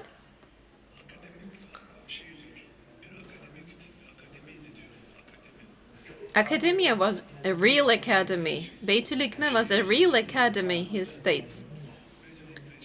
Beytül Hikme was an academia. And that word academy, in another German scholar's statement, is being mentioned as Shafi madrasas. They could not give up from the mindset of Shafi madrasas. Academies are becoming 19th century's academies. However, Beitul Hikmeh in itself was a library. It's a palace library. And the Caliphate was very curious about books, and he was in love with science, he was in love with poets, and also he was asking them to translate books from different languages, and they were all collected in Beitul Hikmeh. The name of having Beitul Hikmeh, I mean, having the name, owning the name of being the house of wisdom is, of course, coming by passing through a process. How do you say library in Arabic language? We call it kütüphane, and it's a word, kitaphane, the house of books. What do the Arab people were telling for library before the Islamic period, in the first years of Islam, during the Umayyad times, during the Abbasid times? I mean, the French francophones were calling it bibliothèque. What were the Arabic people telling? Hizanetul Kütüb, the cupboard of books, or the İzanetul Sıvanül Kütüb, treasure of books. After, if they are the books of wisdom, wisdom is outside the scientific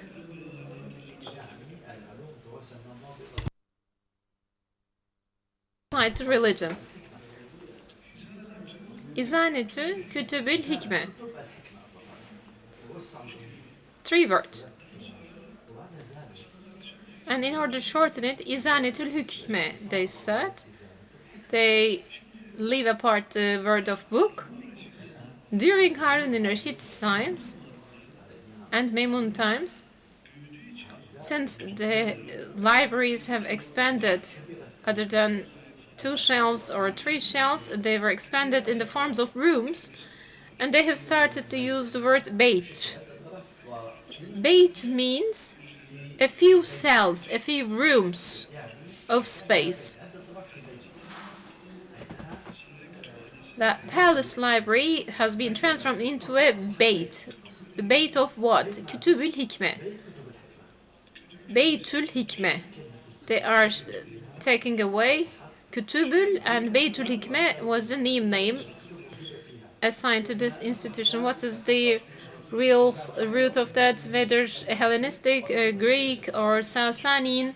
I don't want to get involved in this discussion. This is a big discussion, but in summary, it is possible to say that this Beitul Hikme, either in Pahlavi language, or in Sanskrit, or Greek language, or Syrian language, Syriac language, in Syriac texts, is focusing on astronomy, medicine, philosophy, and it is a place where all of the books from different languages have been translated about under the roof of this institution. So it's a translation center. So for a while it survived. Harun Rashid al-Memnun auspiced this institution, but later on Halkul Quran was created, and the scholars have been asked about the creation of Quran. Ahl Sunnah and the community opposed to this idea. El-Mamun pushed people a lot. You will say Quran was created, and a disaster is occurring, and the Mutawakkil time is ending. Beitul Hikme, as a result, as a cultural institution, totally lost its light, diminished, and the Khalifa did not want to have any trouble. They didn't want anyone to select any sect, any understanding, any belief. And secondly, the community was against this, the public people were against this integration. So an institution could not be sustainable. The Caliphate's approach has changed, in the acceptance of, in the eye of the public, so these institutions could not survive in the eye of the Caliph and in the eye of the public. This is a very wide topic to be discussed.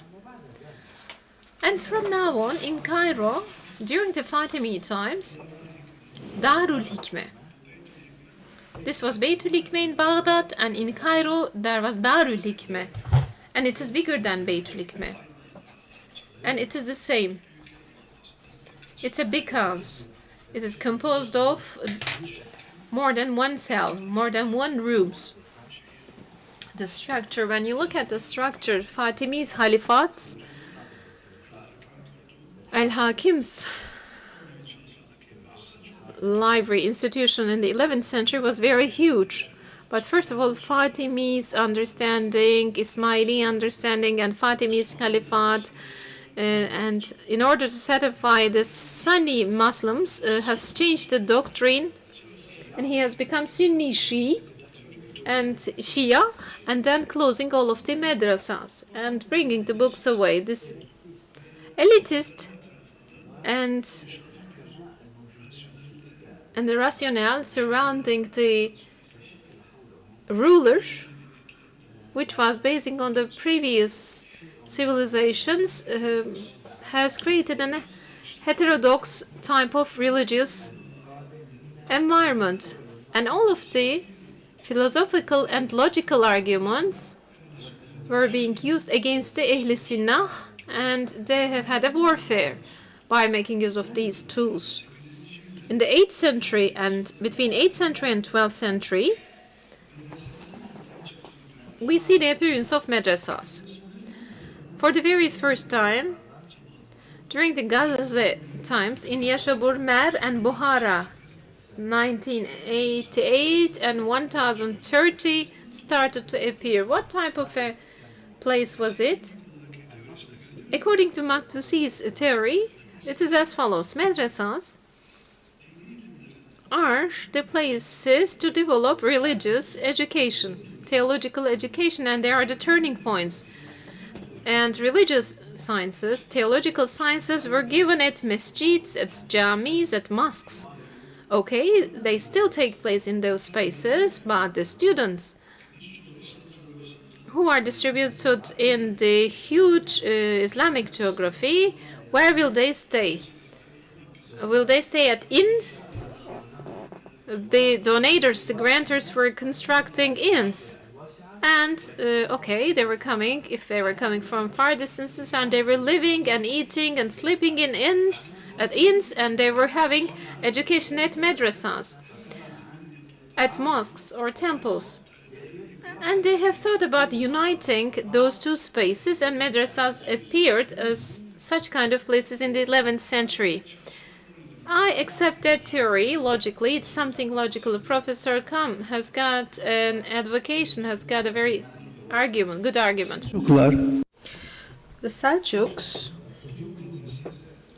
worked with this madrasas and were patrons of these madrasas in a large geography, and the Nizam al-Mulk, a famous vizier of the Seljuk sultans, in 1067 founds the Nizamiya madrasas, and there is only fiqh and religious sciences there that are lectured, nothing else, because the other sciences are used by the other parties to weaken the Sunni faith. So, after that, 1174, the Fatimids are conquered, and Misr, the Egypt, and Yemen, and Mosul, and these geographies started to host numerous madrasas, and the same things happen there as well. So we have two institutions here. One is based on patronage, Beytül Hikme and Darül Hikme, one side, and they are working on topics that are not pleasing to the public, and the newly emerging madrasas that are focusing on religious education with earnings and income through the trusts and foundations. And here the income has to do is both for the teacher and the student, and the employees working in that madrasa are being paid through those trust incomes. So it's very important. So now coming to the 12th and 13th centuries, I'm sorry, do you want to also move the slides? And also a little bit over time? No, it's... but you should not count the part I talked about Fuat Sezgin. That was in his honor. That was something else. It doesn't count as my presentation. So I'll continue. So here, 12th and 13th centuries, we have Bimaristan Medrese model. We have from Damascus, one area. Both in Damascus and in Baghdad and in Cairo, we had this madrasa model, Bimaristan. So they have clinical medicine and also academic medicine. So not just the clinic, not just hospital, but also an academic system. Dahwar is the name of the teacher lecturing in these madrasas. And he turns his own home into a medicine medrese. And after he passes that he trusts his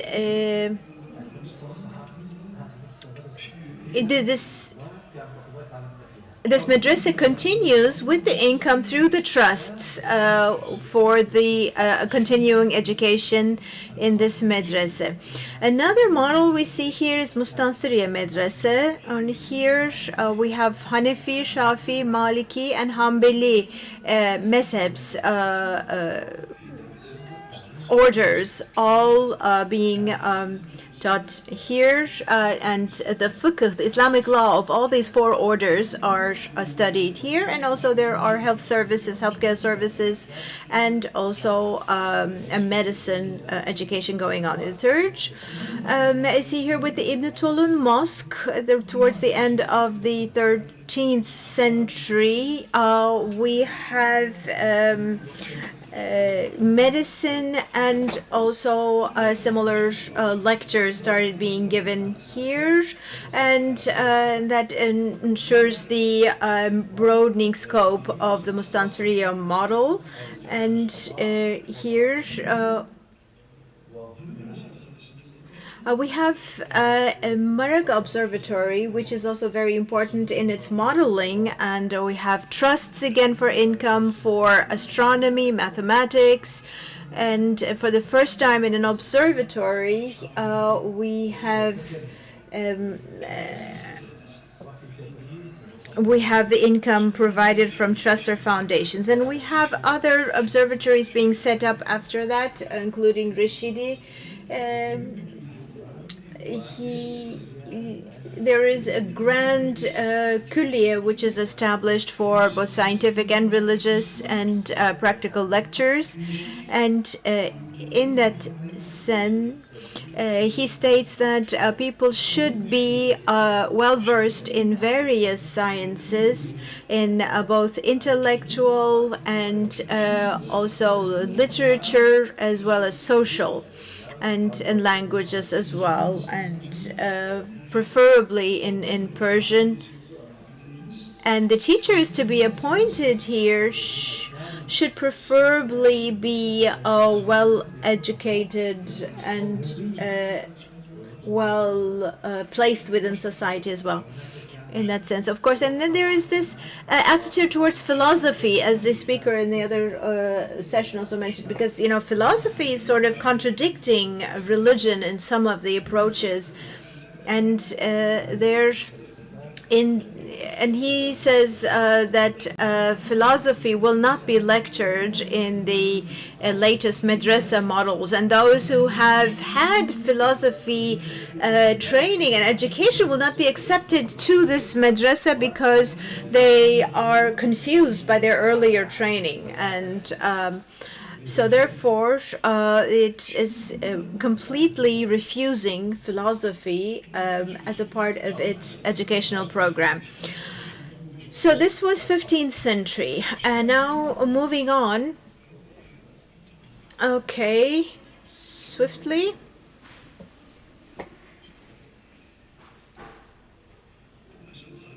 So through the observatories, going on. Once more. Okay. Now we have come to the Observatory of Samarkand in the 15th century, and here we have Kadirzade Rumi. He's from Bursa, and this is very briefly after the conquest of Bursa. He is born, and he has very significant mathematics scientific training there, and then he leaves and goes to Samarkand and becomes the teacher of Ulu Bey, and becomes the top scholar of the madrasa. And we know this very clearly because we have the documents to prove it. And here he lectures mathematics and astronomy in its finest forms. And he is also becomes part of the debates and the discussions in the fields. And also in the education of sciences takes a completely new form under him. And at this point, of course, there is the impact to the Ottoman Empire as well, with Ali Kush coming, and we know of the developments already here. But in the Ottoman Empire at that time, there's two different aspects, sides to this. So there are the open paths, and then there are the closed paths in that. So there are various Anatolian madrasas and different traditions which are blended together by that. One of is here, for example, the tradition of Nizamiya. So he's going to have one side where the madrasa will be well versed and will provide education on various issues, but not philosophy. And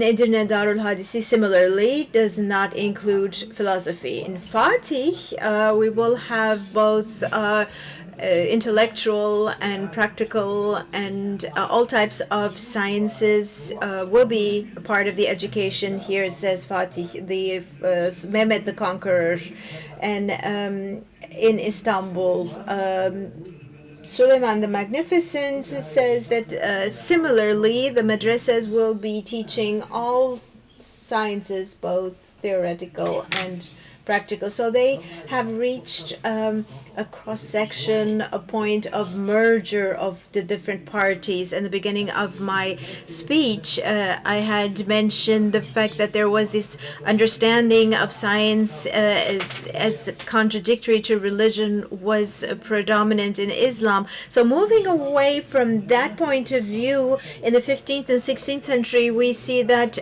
de facto this is the condition in Istanbul in the madrasas, and also we see both the intellectual and also the religious sciences being taught side by side. And so this issues have been a part of literature since the very early times. Even Ibn Haldun has said what's important here is not epistemological integration and association, but also ontological association, where we have all these different parties coming together. So therefore, from the 8th century until the 16th century, the classical period, the teaching of science becoming institutionalized has been through these steps. And at the beginning of my speech, as I said, that it is now the time to leave behind the views of the contradictions and coming together with a unifying approach befitting our late scholar. Thank you very much.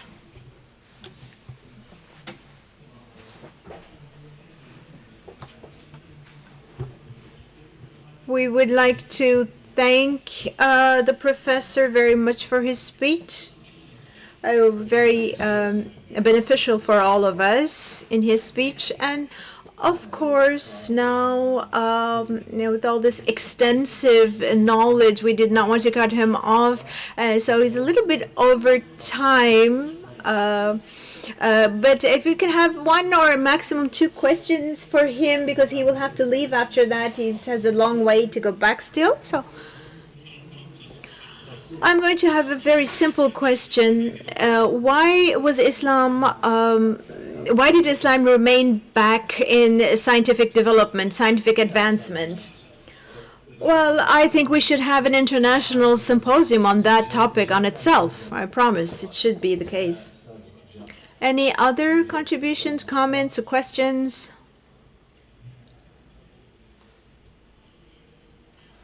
If not, I think there's someone there. Ma'am, please. Hello, thank you very much. The part about philosophy was very interesting for me, the way the philosophy was included in the curriculum or not. I think I want to combine this with the first madrasas, early madrasas in the Ottoman period, the curriculum in those madrasas, and the Islamic approach from which these curricula were influenced. I think this is what we are experiencing here, what we just in quotation say the Western science and the Islamic science. In comparing and contrasting, calling one advanced and the other backward leads us to a very silly position. I think it's two very different things with different contents. So I think we need to. I think there were those, therefore, those started to bring philosophy into the science of religion and Islam, and the Kalam group, and those who refused it. So there is this conflict between them. So what is your perspective on this? So which side are you on in that?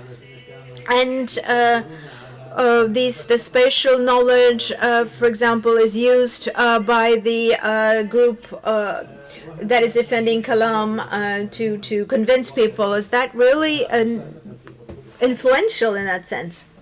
Well, let me put it this way. I think in terms of methodology, we should be careful about a few things when we are looking into the topics of today. We should focus on what we are talking about today, which is from the 8th century until the 16th century. This is the classical period. In Europe, in those times, they are living through their own classical period with their own universities, triviums, quadriviums being taught, whereas our madrasas are teaching our own curriculum. So these are two very different things. They could maybe parallel, they could maybe have similarities, but they are not the same thing. They're not two sides of the same coin. They're not complementary, so to say.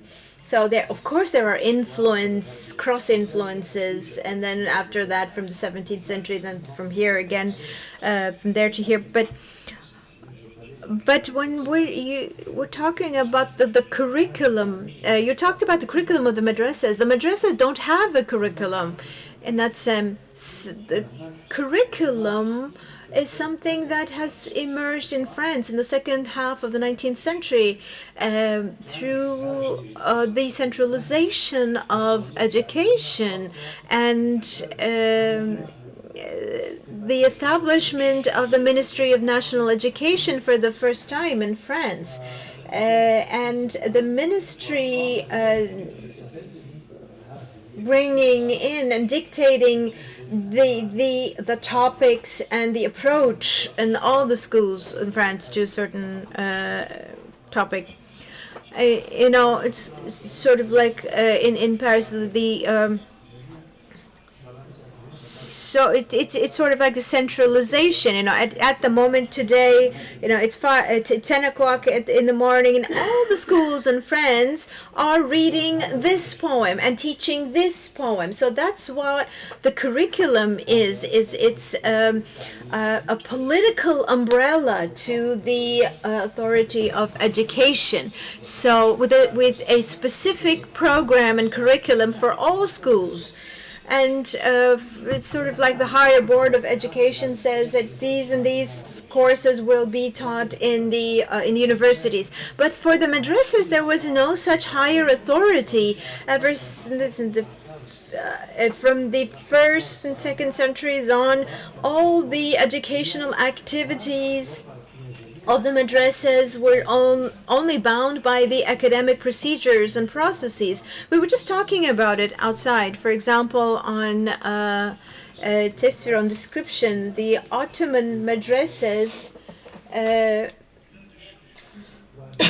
differed in Persia, in Central Asia, in Afghanistan, and Egypt, and different courses are taught, and in different mezhebs, in different orders of Sunni orders, but there are teaching the book Zamashiri, which is actually one way to interpret the Quran, because he's not an Arab. He knows Arabic very well, knows the intricacies of depths of Arabic very well, but sincere. So for this interpretation to be valid,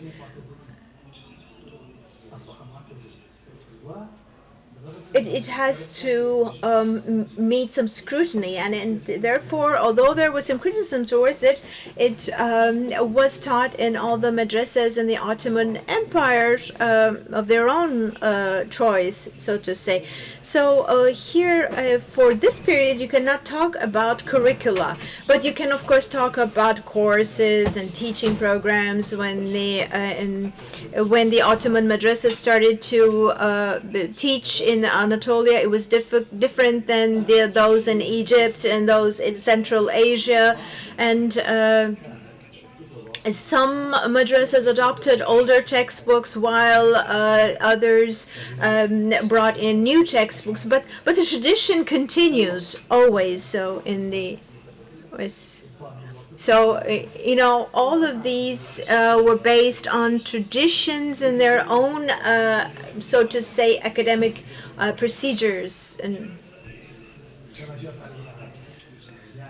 it's based on traditions. As is tradition, the courses will be held. That was the text that they used. So this has been going on for centuries, and they have their own traditions.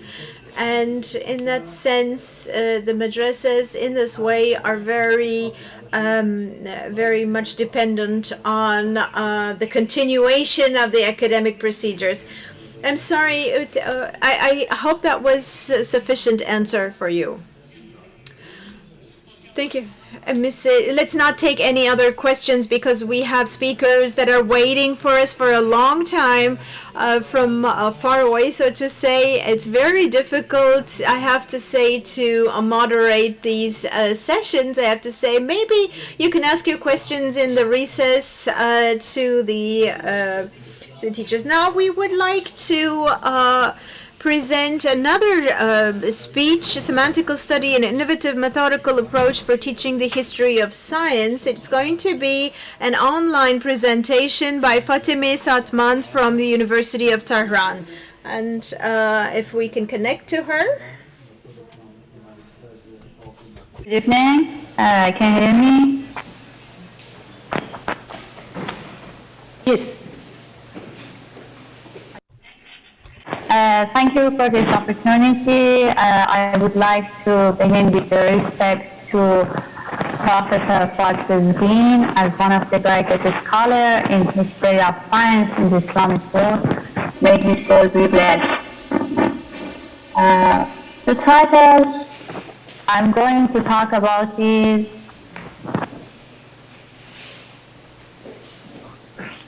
Semantical Study.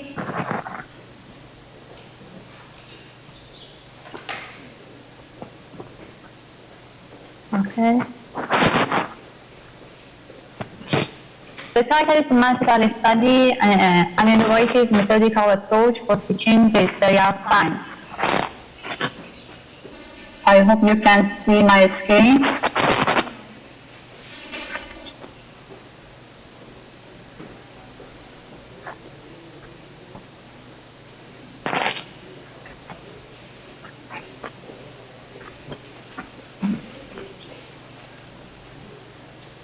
One of the most important and basic parts of humanities education, especially in historical field, is to identify the available resources and provide a practical and useful classification of them. Generally, teachers are in charge of introducing the students with efficient resources and providing them the sufficient ones. The process of obtaining qualified resources and documental classification in order to sources analysis is very crucial and needs basic source evaluation with a notable regarding to primary sources such as manuscripts and other ones.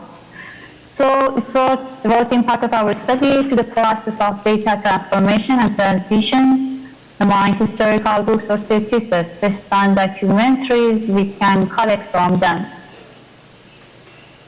I try to review a few methods based on semantic networks, some practical and helpful manners aside from linguistics for studying and arranging sources. So unlike the typical classification based on external components, such as the subject of work, the author's name, the date and place of modification, and so on, I focus on internal factors. Concepts of sources and the features can be extracted from for providing a general category.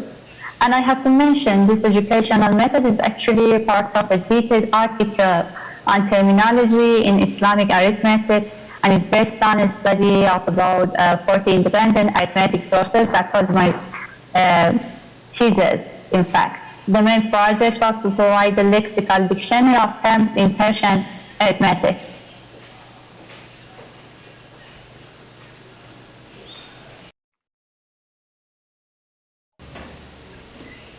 The purpose of this study can be divided into three levels: terminology, classification, and source criticism. To accomplish these purposes, we propose our intention in two parts: pedagogical objectives, a kind of classification in order to better represent resources and to learn technical terms as well, and research-oriented objectives, to study the document sources and make them classified, providing bibliography, and to achieve source criticism goals.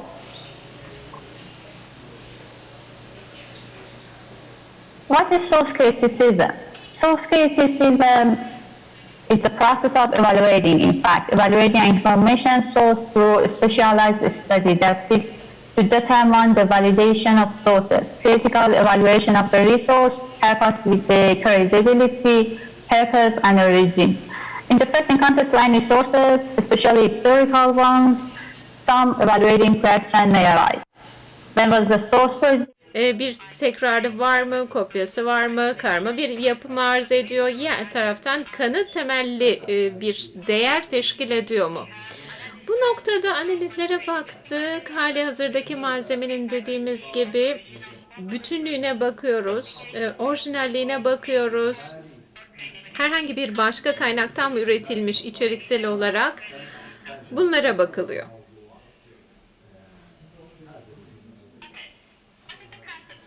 Peki kavram haritası dediğimiz şey nasıl bir şeydir? Grafik olarak, grafik veri tabanı olarak da bakabilirsiniz. Mümkün ilişkilerin, muhtemel ilişkilerin bir dizi kısıtlar çerçevesinde sınıflandırılması, özetlenmesi ve görsel olarak temsiliyeti ve semantik ağ oluştururken de kavramsal haritayı oluşturup bilişsel bir ağ oluşturuyorsunuz. Varsa burada herhangi bir taksonomik hiyerarşi bunları konumlandırıyorsunuz. Elbette ki belli noktalarda organize olabilecek taksonomik ilişki içerisinde olabilmesi önemli. Taksonomi dediğimiz şey zaten benim sınıflandırmamın en başat öğesini teşkil etmekteydi. Burada görmüş olduğunuz üzere bir harita, kavramsal harita oluşturdum. Kavramsal haritayı aritmetik üzerinden alt dallara ayırdım.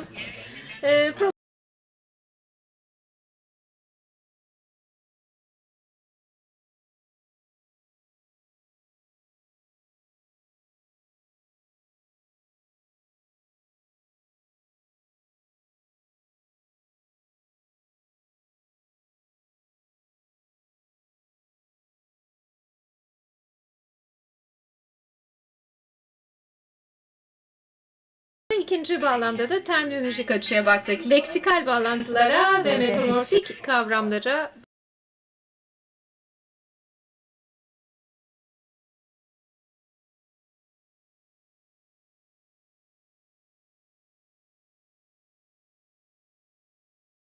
gerektiği zaman burada tabii ki nodüler yapılara bakıyoruz. Yani düğümlenen noktalar, kesiştiği neler, teknik kavramların örtüştüğü, teknik kavramlar ya da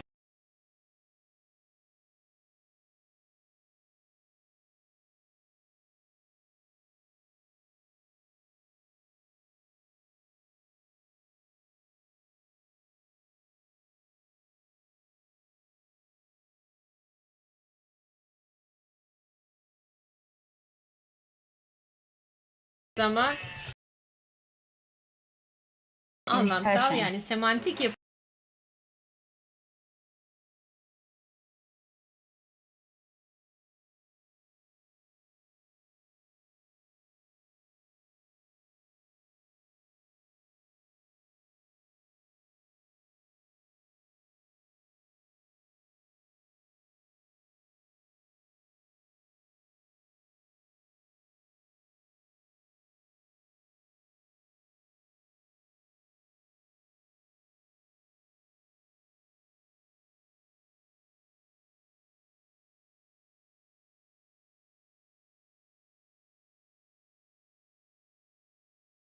aktarıp farklı farklı alt anlamlara semantik bağlamda dağıttığınız vakit böyle bir ağ oluşturmakta.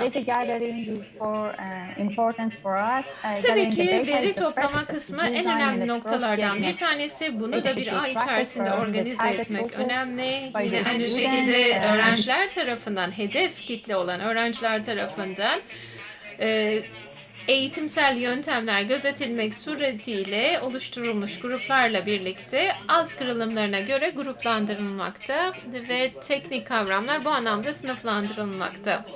Bunu yaparken de tabii ki bir danışmanın ya da öğretmenin kolaylaştırıcılığı altında bunu gerçekleştirmekler ve diğer taraftan öğrenciler buradaki oluşturmuş oldukları semantik ağları ve sınıflandırmalarla birlikte gerek basit bir arka plan oluşturmak anlamında, gerekse daha iyi bir eğitim ağının oluşturulması ya da bilimsel yaklaşımların yapılandırılması anlamında iki aşamalı aslında teknik belgelerin toplanması, araştırma kaynaklarının toplanması, bu teknik kavramları yine aynı şekilde semantik bir ağ içerisinde konumlandırılması yöntemiyle izlek oluşturmaya imkan vermekte.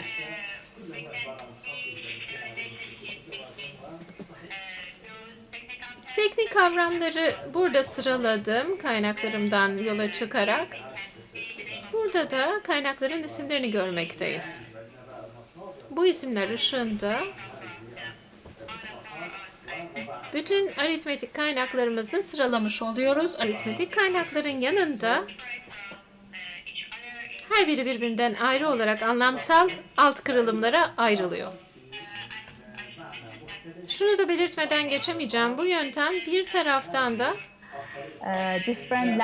farklı diller için de değerlendirilebilir, test edilebilir.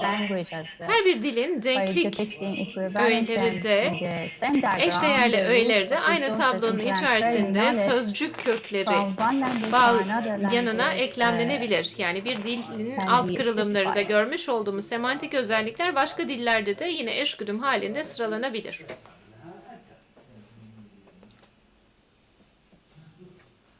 Okay.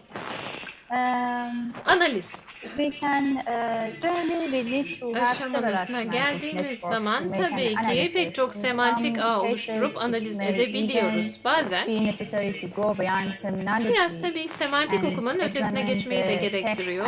Metni ve metnin dokusunu da bağlamsal olarak kanıt temelli şekilde incelemeyi gerektiriyor ve bir defadan fazla da analiz etmeyi gerektiriyor. İki aşamada bunu da gerçekleştiriyoruz. Tekli grafik analizi ve çoklu grafik analizi şeklinde. Tabii özellikle ilk ortaya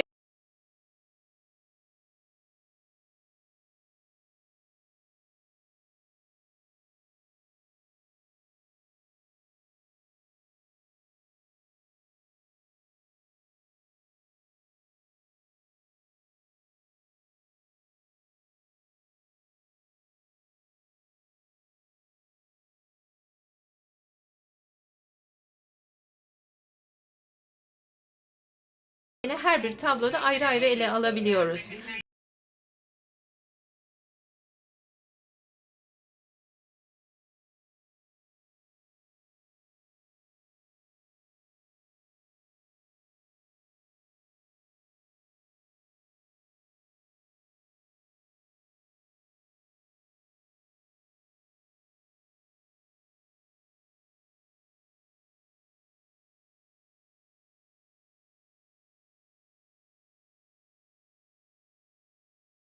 Var. Bu alt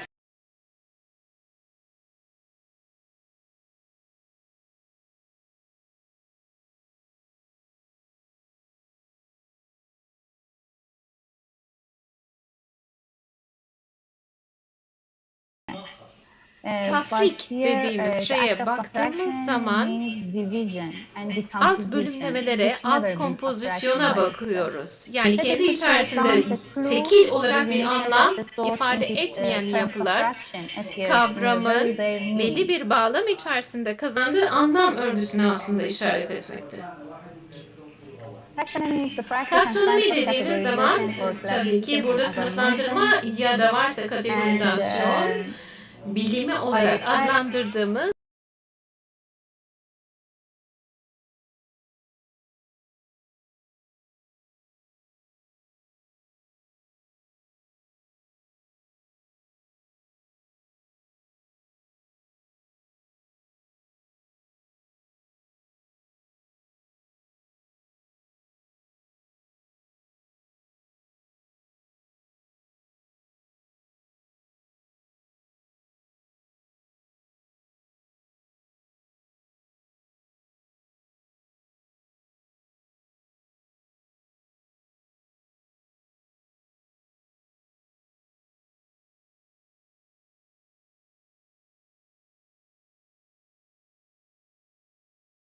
iki tane kavramımız var.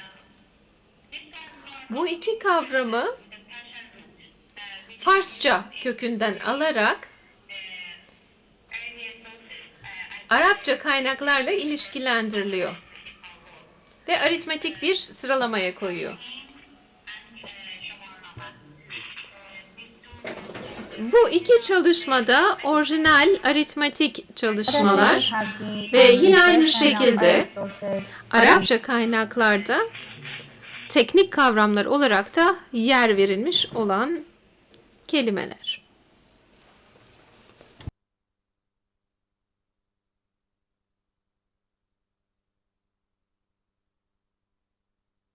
Her halükarda teknik kavramları alıp farklı farklı şekillerde sıralamak mümkün. Burada gördüğünüz mukaza kordan, baksim menüden ve tafrik sözcüklerini farklı sıralamada, taksonomik sıralamada da görebilmekteyiz. Kökleri bağlamında incelediğimizde tek bir noktada kesiştiklerini görmekteyiz. Ortak bir taksonomik çıktı gösteriyor.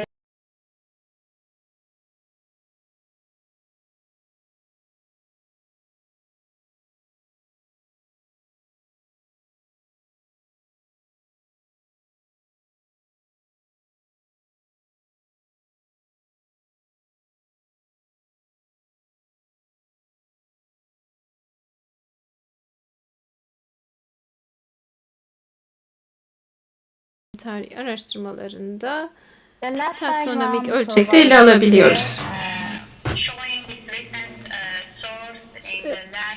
Son zaman çözelgesinde Cami Bahadurazi olarak baktığınız Michel Bougaff'ın Arapça ailesi üzerinde yapmış olduğu araştırmayı görüyorsunuz. Farsça kökünden alıyor. Mucazza olarak sıralıyor. Pek çok aslında birbirine benzeyen şablon ile kesişen, örtüşen yönlerine baktığımızda neticede anonim metinlerden de yola çıkarak yapılan inceleme neticesinde bir kare şeklinde yapı arz ettiği bulgulanıyor. Buradaki kaynakları da görmektesiniz. Bu türden tablolar aslında çok işlevsel oluyor. Özellikle de bir öğretmen öğrencilerin daha fazla kaynak öğrenmesini, sözcüğün kaynağını öğrenmesini istiyorsa son derece işlevsel oluyor.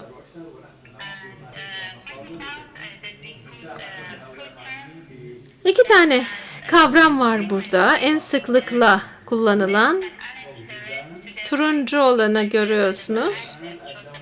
Turuncu olana baktığınızda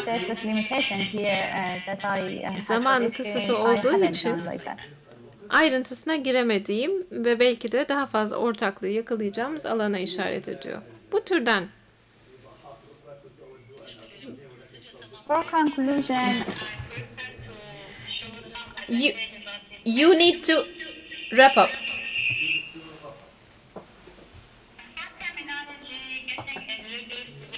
Özellikle terminolojik olarak baktığımızda ve avantajları aktarmak istediğimizde, kusura bakmayın kesmek zorundayım ama toparlamanız gerekiyor.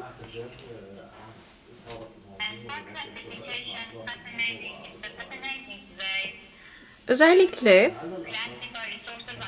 belli kaynakları belli anahtar kategorilere indirgeme noktasında, terminolojik sıralamayı yapma noktasında ve kaynak analizi noktasında son derece önemli avantajlar sunuyor. Böylelikle her bir kaynağı kendi içerisinde gerek akademik anlamda gerekse taksonomik anlamların öğrenilmesi, ezberlenmesi ve sıralanması anlamında çok işlevsel bir alan yaratmış oluyor. Zaman ve enerji optimizasyonu sağlıyor. Neden derseniz bu tablo ve sıralamayla birlikte kaynak metne bakmış oluyorsunuz. Kaynak metinden de içinde yer aldığı diğer bütün metinleri karşılaştırmalı olarak sıralama imkanı bulmaktasınız. Diğer taraftan da varsa atıflar bunları saptamak anlamında ve alt kırılımlarına bir kavramın saptamak anlamında son derece önemli veriler sağlamakta. Varsa başka kaynaklar onların birbirleri arasındaki benzerlikleri ortaya koymakta da avantaj yaratmakta.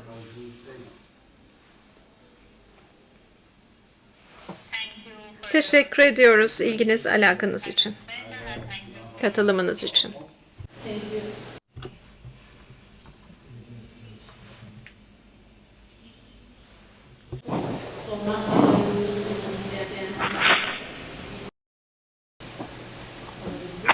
Yok herhalde. Teşekkür ediyorum. Şimdi bir diğer konuşmacımız Üniversitesi'nden Meryem Zamani, matematik tarihi öğrendiği bir vaka analizi adlı konuşması için kendisine bağlanıyoruz. Buyurun.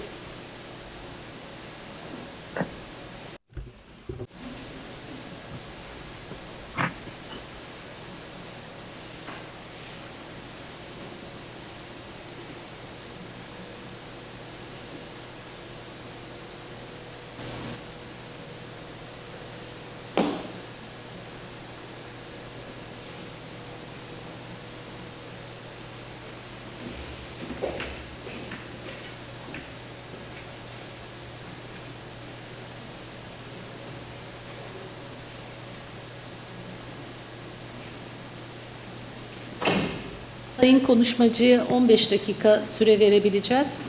Bildiğiniz gibi programdan sonra yetişilmesi gereken bir başka program var. Bu sebeple 15 dakika içinde toparlayabilirseniz seviniriz.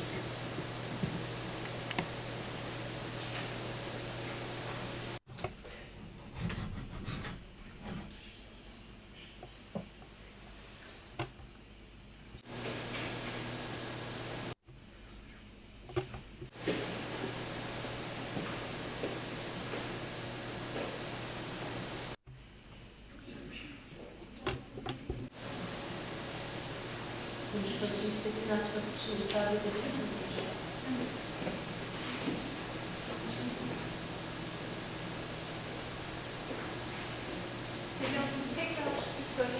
misiniz? Sesinizi açabilir misiniz? Thank you. Teşekkürler. can you see my presentation? Sunumumu görebiliyor musunuz? Tamamdır. Teşekkür ederim. Merhabalar. Sizinle birlikte olmaktan çok mutluyum bugün. Matematik tarihini öğretme noktasında lisans öğrencilerine öğretim süreciyle ilgili deneyimlerimi sizinle paylaşmak için buradayım. Bu İran'daki bir lisans programlarıyla ilgili biraz bilgi vermek istiyorum. Bu noktada lisans programlarının müfredatında genel bir kurs konusu, ders konusu olarak bilim tarihi dersi var ve matematik öğrencileri için de matematik tarihi dersi var almaları gereken. Buradaki bazı programlardaki bilim felsefesi derslerine uyum sağlayan dersler bunlar ve bu anlamda lisans öğrencileri ister felsefe ister de tarih kısmına katılabiliyorlar. Burada tabii bir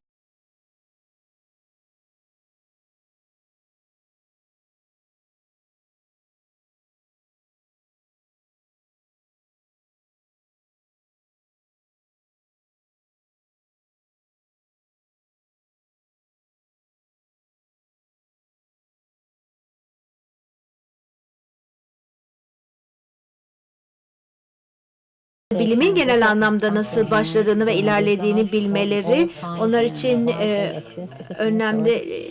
Niye belirli bir metodun, yöntemin şu anda daha tercih edildiğini anlamaları için ya da kendi kararlarını vermeleri için önemli oluyor. Tabii daha çok yanlış anlaşılma olmaması için bunlar önemli. Tabii ki bu anlamda basitçe şunu söylemek istiyorum. Bu eğitimde sadece geçmişe odaklanmamak gerekiyor. Aynı zamanda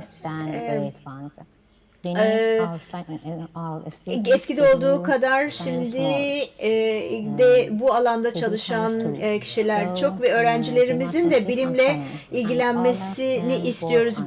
O yüzden bilim konusunda ısrarcı olmalıyız. O yüzden ben matematik tarihi üzerinde konuşmak istedim. Sadece İslam dünyasındaki matematikçiler değil, genel anlamda matematiğin tarihi ilk başlangıcına gitmek istedim. Evet, matematik tarihini öğretmek bazı açılardan zor, iyi bir kaynak adına ve lisans öğrencilerinin ulaşabileceği gerek içerik olarak gerek bağlam olarak çok fazla kaynak o anlamda sınırlı ve daha çok geometriyle ilgili olunca sadece geometriye odaklanıyor ders. Bu anlamda diğer konularda diğer matematik dallarında yeterli kaynak adına karışık bir müfredat oluşturmak gerekiyor. Burada bir dizi kaynak kitabı sıraladım. Matematik konusunun tarihini alabileceğimiz.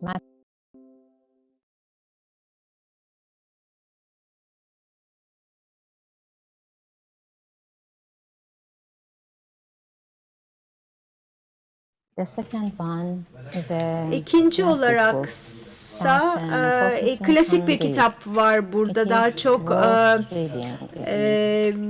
bu Yunan ekolüne odaklanan, görüyorsunuz orta çağlardan sonraki matematikle ilgili daha çok ayrıntı var.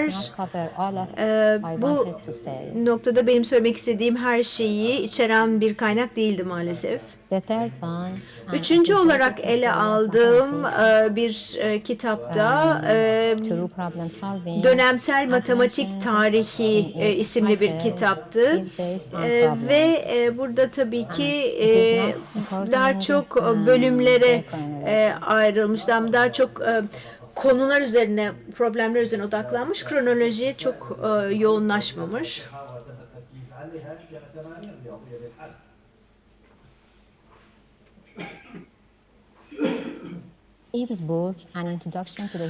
Bu kitapsa matematik tarihine bir giriş ise zaman olarak doğuda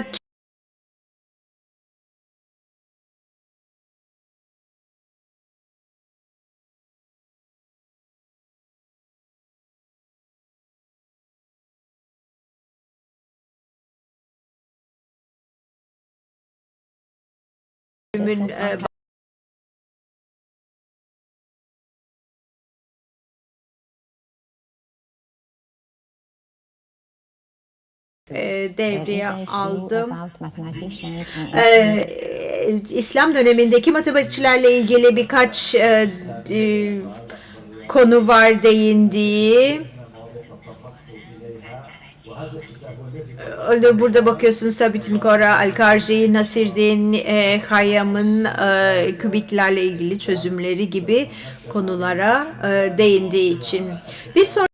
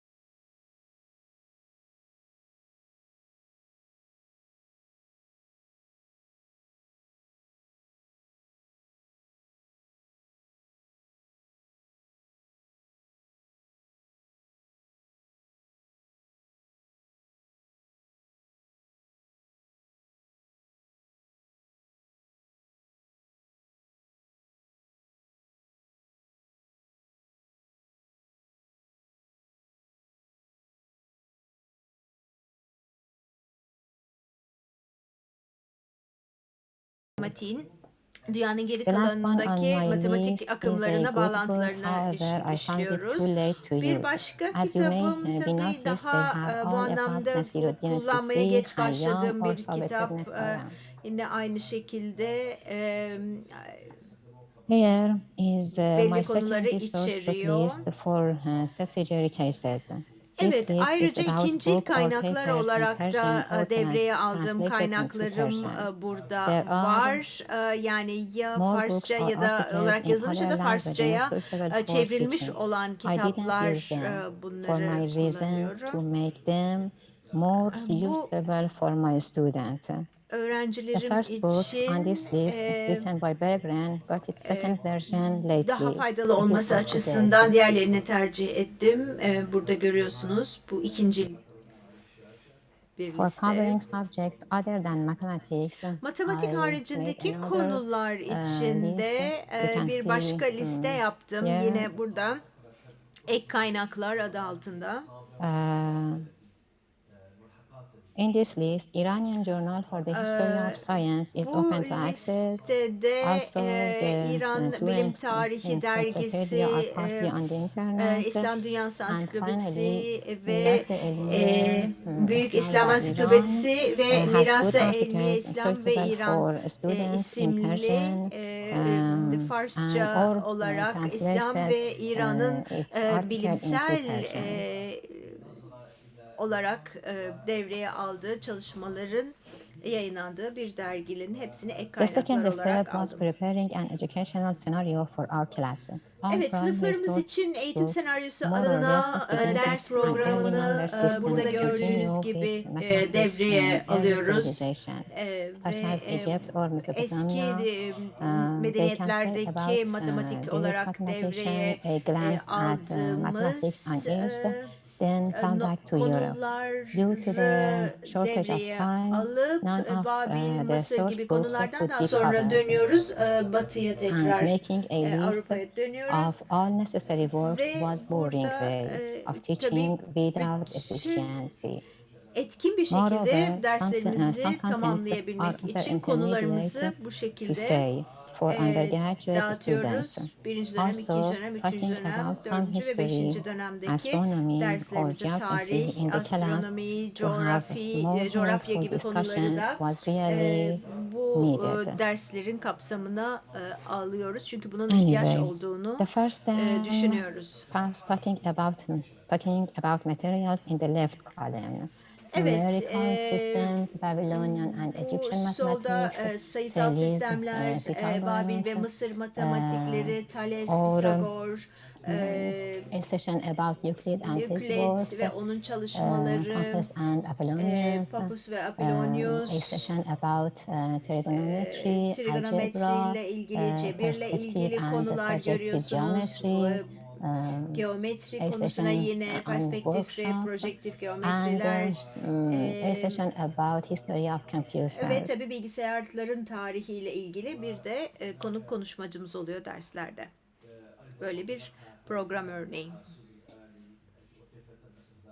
To make it more of other branches of mathematics, I said a Matematiğin little about diğer trigonometry and algebra dallarına with two da or more workshops değinebilmek için in each term. trigonometri ve As I noticed, cebirle ilgili some atölyelerde students get the düzenliyorum, wrong idea to çalıştaylarda take advanced düzenliyorum. mathematics before or over science. Bu I added a session on anlamda bazı öğrenciler perspective yanlış for da talking olsa about medieval diğer painters, fen architects, bilimleri and engineers yerine work ileri matematik into almayı progress of düşünüyorlar. Onun için projective onun geometry. yerine ona engel It olmak popped up için through our dengeli class. Aside adına from the böyle bir program exception of yapıyoruz. assessment, this session was a popular one. Ve This bunların was çoğu not popüler olan this was not dersler for examination oluyor. because it was almost about art. So I added it to Sanatla my ilgili lectures olarak da list verdiğimiz every dersler term var. with Biliyorsunuz some bundan differences bu in bağlantılı details. olarak tabii In sınava specific tabi term, olmuyor ama I çok made çok time talep for gören more dersler. titles by modifying my lectures. Ve But some were sınıfta derslerimin unsuccessful. programını For değiştirerek example, daha çok Pappus zaman and Apollonius, oluşturma I dropped it from my talks then. I also spent more time oluyor. Mesela making Pappus notes Apollonius üzerinde after a class for daha çok modifying each çalışıyorum. material based on the Sonrasında class. mesela onunla ilgili bir And the sınıf class sonrasında bir discussion for çalıştay gibi later ya da bir presentation. tartışma gibi ya da bir ayrı bir sunum After gibi 2 terms, I zaman realized the oluşturuyoruz. content İki description has a better chance dönemden to sonra attract the students' attention. So I rearranged daha çok my classes again. sınıfları I rearranged my tekrar classes again into a story from düzenliyoruz the beginning ve to the en end. baştan I mean, sona saying the story bir fits in 2 or more hikayeyi continuous anlatabilecek sessions. bir Because yapıya following the dönüştürüyoruz. books, chronology did Kronoloji not work. The students were losing their adına attention. ilk başta bu işe yaramadı. Dikkati For dağılmaya example, başladı. for three famous Öğrencilerin problems, kronolojik olarak devreye alındığı zaman. it is about how to divide an angle into three, how to make a square out of a circle, and how Mesela make a volume twice. bu I was arada starting with workshopları construction by devreye ruler and aldık, compass, çalıştayları talking about how devreye mathematicians aldık, ended those matematikçilerin problems, who nasıl attempt to işte solve them üçgen amongst çizme, Greek or daireyi Islamic hesaplama gibi mathematicians, konuları, and sorunları nasıl talking ele about aldıklarıyla ilgili non-conceptual numbers. In çalıştaylarımız oldu. other words, instead of jumping to those classical Bu problems like klasik the sorunlara source books, atlamak I started with a question of yerine drawing, then talked about numbers in two çizim groups. konusuna girdim ve Those sayıları can iki make by ruler and compass, and those gruba cannot. In ayırarak mathematics, mesela bu they çalıştayın said konusunda algebraic number cetvelle and non-algebraic yapılabilen, number. çizilebilen So şekiller ve three classical çizilemeyenler diyerek problems become more comprehensive. The daha students could anlaşılabilir see bir the hale reason. tamamlandığını getirmeye bildirmek çalıştım isterim. bu dersleri. See the reason behind the impossibility. I need to say those Evet, algebraic şunu numbers are söylemem discussed in gerekirse modern ki mathematics, usually placed in the second half modern of the books. matematik konularını ikinci yarıda işliyoruz. Bunlar birazdan sorun yaratıyor. Çünkü bazı öğrenciler ileri matematiği biliyor olmadığı için oradaki konuları farklı ele almamız gerekebiliyor. Öklit'le ilgili örneğin konularda ya da benzer konularda Ömer Hayyam'ın konularına, felsefesine değinebiliyoruz. Ve öğrenciler burada mesela ilginç bir şekilde Hayyam'ın o zamanki sorunları çözmeye bu kadar yakın olmasına rağmen farklı bir geometriyi niye göremediğini onlar da ilginç buluyorlar.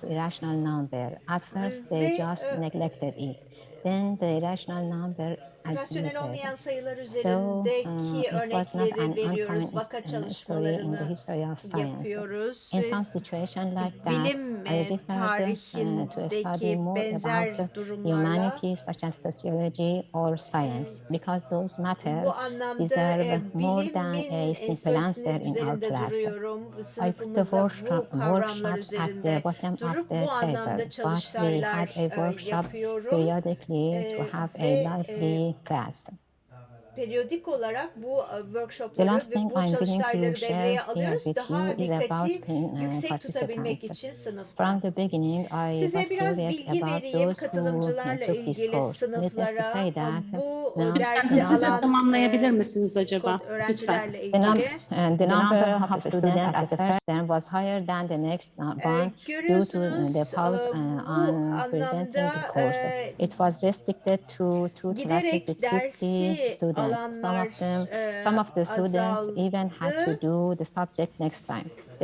Hatta bazı öğrenciler tekrar ertesi dönem o konuya dönmek zorunda kaldı. Evet, matematik bölümünde bakın buradaki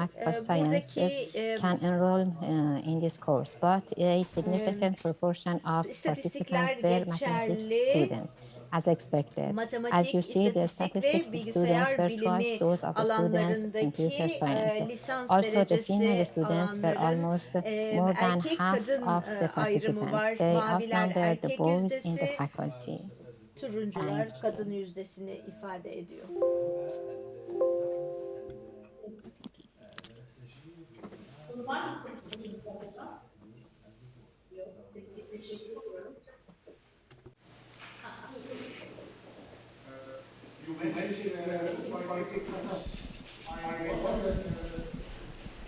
Efendim mikrofon kullanılmadığı takdirde tercüme You aktarılır. mentioned Victor Katz's introduction to the history of mathematics.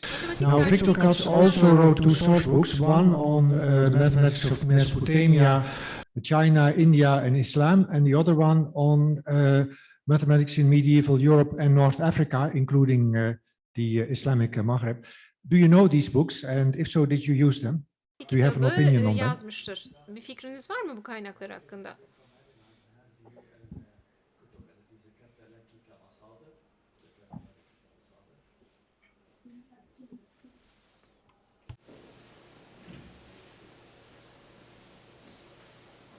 Evet, eğer tekrar bağlanabilirse sonrasında soruyu alırız. Bir sonraki konuşmacıya geçelim.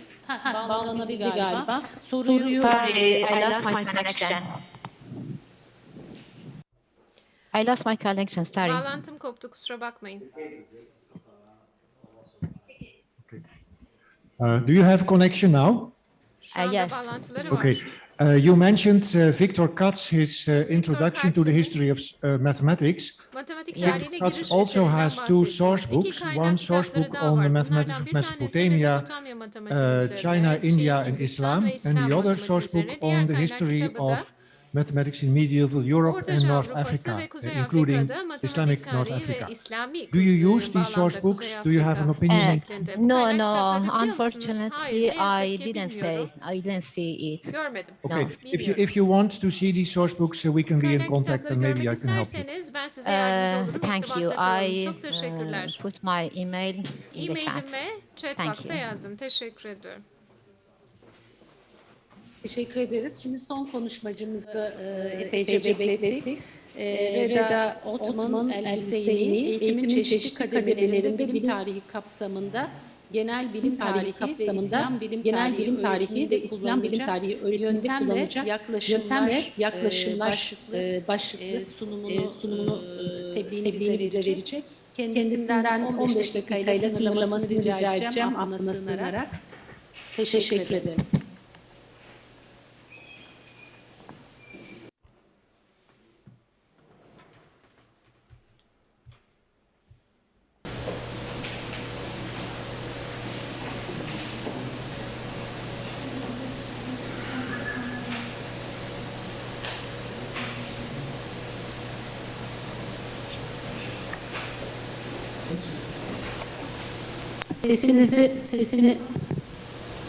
Konuşmacı sesini açmadı.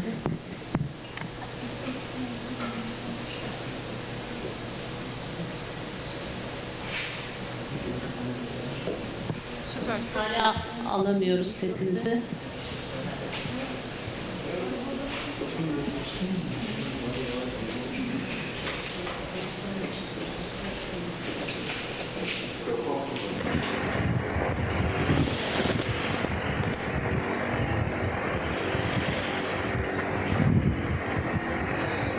السلام عليكم ورحمة الله وبركاته.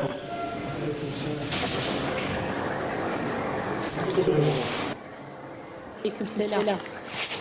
السلام عليكم ورحمة الله وبركاته.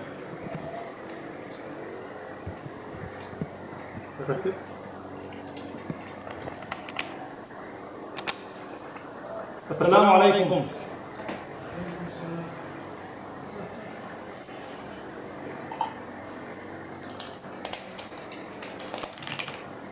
السلام عليكم.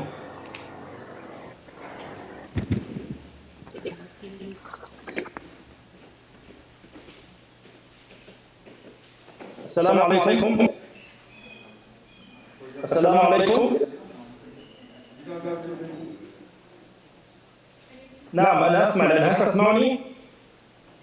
Yes, we can. أنا أتحدث بالعربية الفصحى. سوف أتحدث باللغة العربية. Ben Arapça konuşacağım. Tamam. Okey.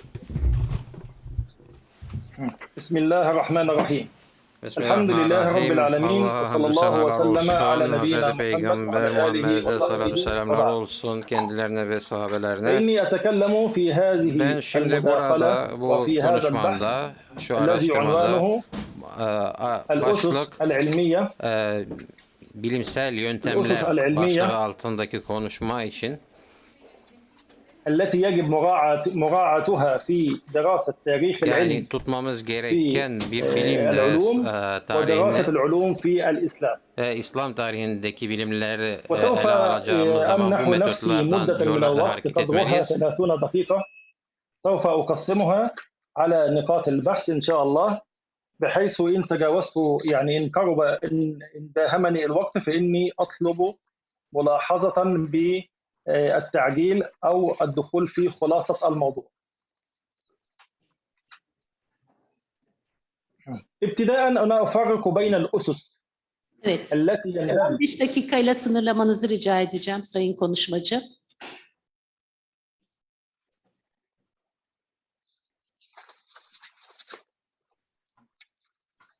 Beş dakika kala da sizi uyaracağım. أنا لم أفهم الكلام.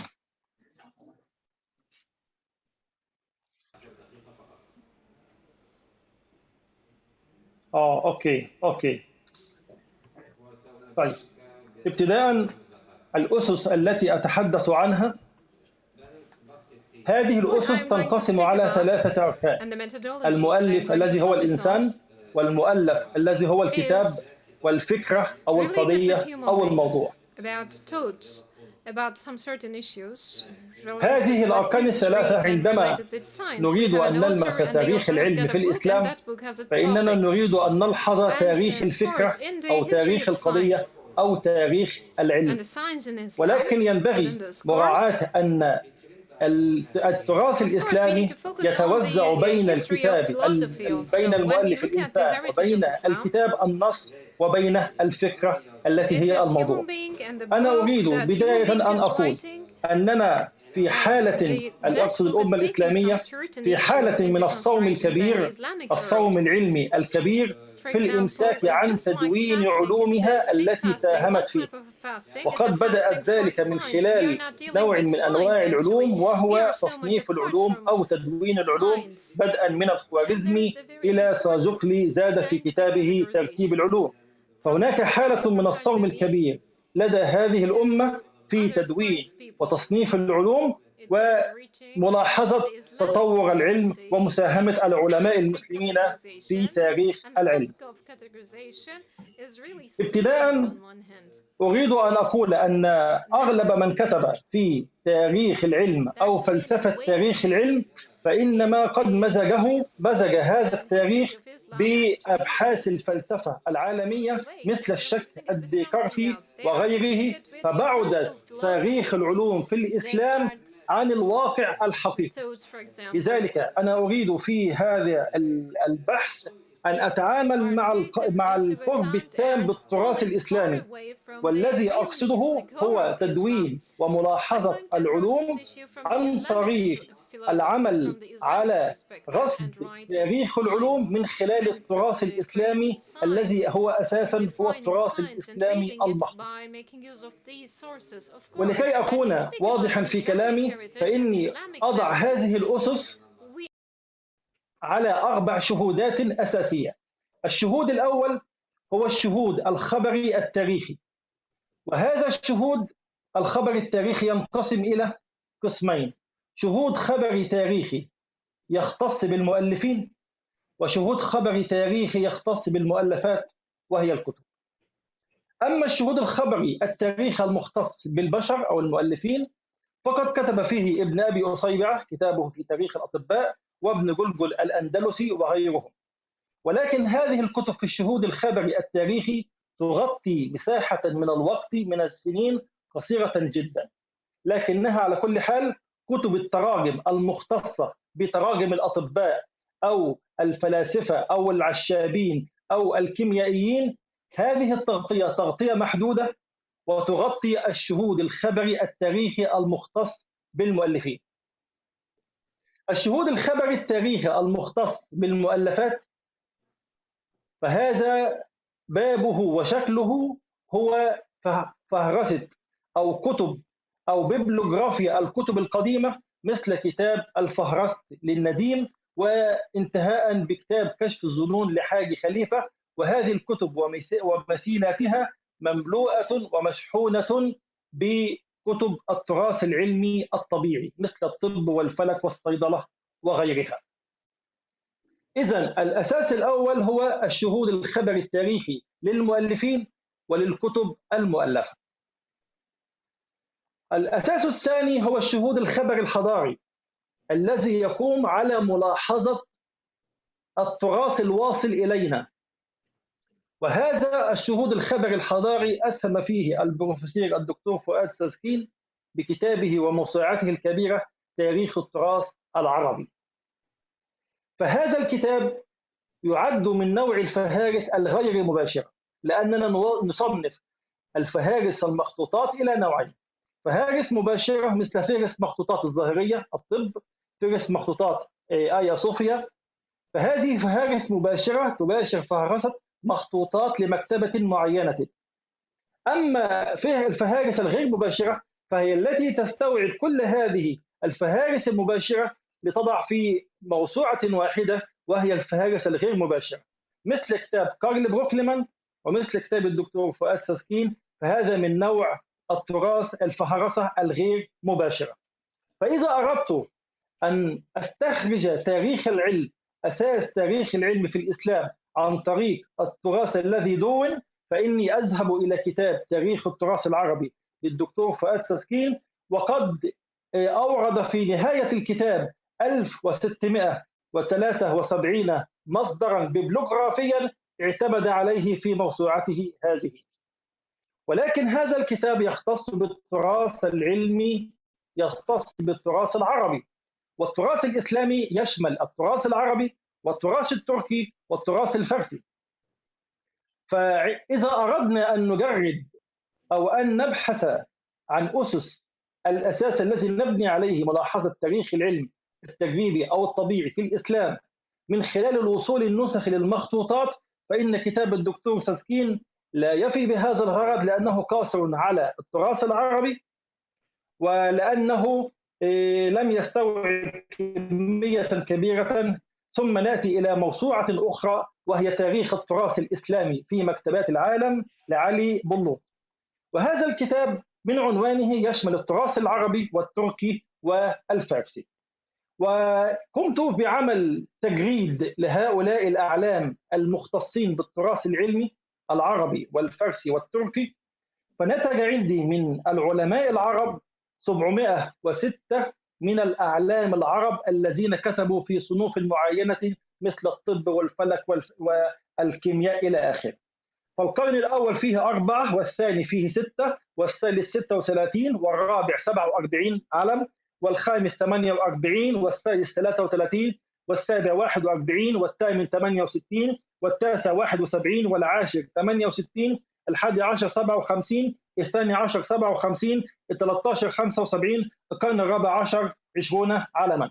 هؤلاء إذا فتحنا هذا الكتاب نجد ما صنفوه في العلوم بين الطب والفلك والرياضيات إلى آخره، ومعها خبر الشهود الخبري الحضاري الذي يقول أن هذا العلم صنف في الكيمياء وكتابه كذا، ومكان الكتاب في آيا صوفيا أو الإسكوريال أو أمبروزيانا أو غيره. وأما الشكل الثاني مثل التراث التركي الخالص فبلغ عددهم 99 علما كتبوا في التراث العلمي. وأما من كتب في التراث الفارسي مفردا فعددهم 119 علما. وأما من كتب باللغة العربية والتركية والفارسية فهؤلاء 3، ومن كتب بالعربية والفارسية 21، ومن كتب بالتركي والعربي 86. من هذه الدراسة نستطيع أن نبحث عبر القرون عن النصوص المؤسسة للعلم والنصوص المؤثرة في العلم. أما النص المؤسس فمثل نص يكون أو يتبعه مجموعة مشجرة من شبكة العلاقات النصية مثل الشروح والتسهيل والتهذيب، مثلا كتاب الطب لابن سينا أو كتاب ابن البيطار وغيره. فهذا المدخل الذي لا أظن أننا عندما نبدأ في ملاحظة أو في رصد تدوين العلوم في الإسلام إلا لا ينبغي أو لا أظن أننا نبدأ دراسة علمية في رصد تاريخ العلوم في الإسلام إلا على الوصول النسخي لهذا التراث الواصل بين أيدينا. في نهاية الأمر ومن هذا العدد ومن هذا الإحصاء اتضح لي أن نسبة ما طبع أو نسبة ما نشر من هذا التراث العلمي بلغ 7% فقط من هذا التراث. 7% من الكتب التي نشرت سواء في الحقل الاستشراقي أو في الحقل العربي. إذن هناك الآن شهودان: الشهود الخبري التاريخي، وهذا متمثل في كتب التراجم، فنستخلص منها ما كتب في ما كتب هؤلاء الأعلام والأشخاص مثل ابن سينا والفارابي والطوسي وغيره. التراث الخبري الحضاري هو الذي تزخر به فهارس المخطوطات، وهذا عندما نقوم بتتبع مسار وتاريخ العلم عبر هذا التراث الواصل بين أيدينا، فإننا بذلك نستطيع أن نضع الأسس العلمية التي من خلال هذا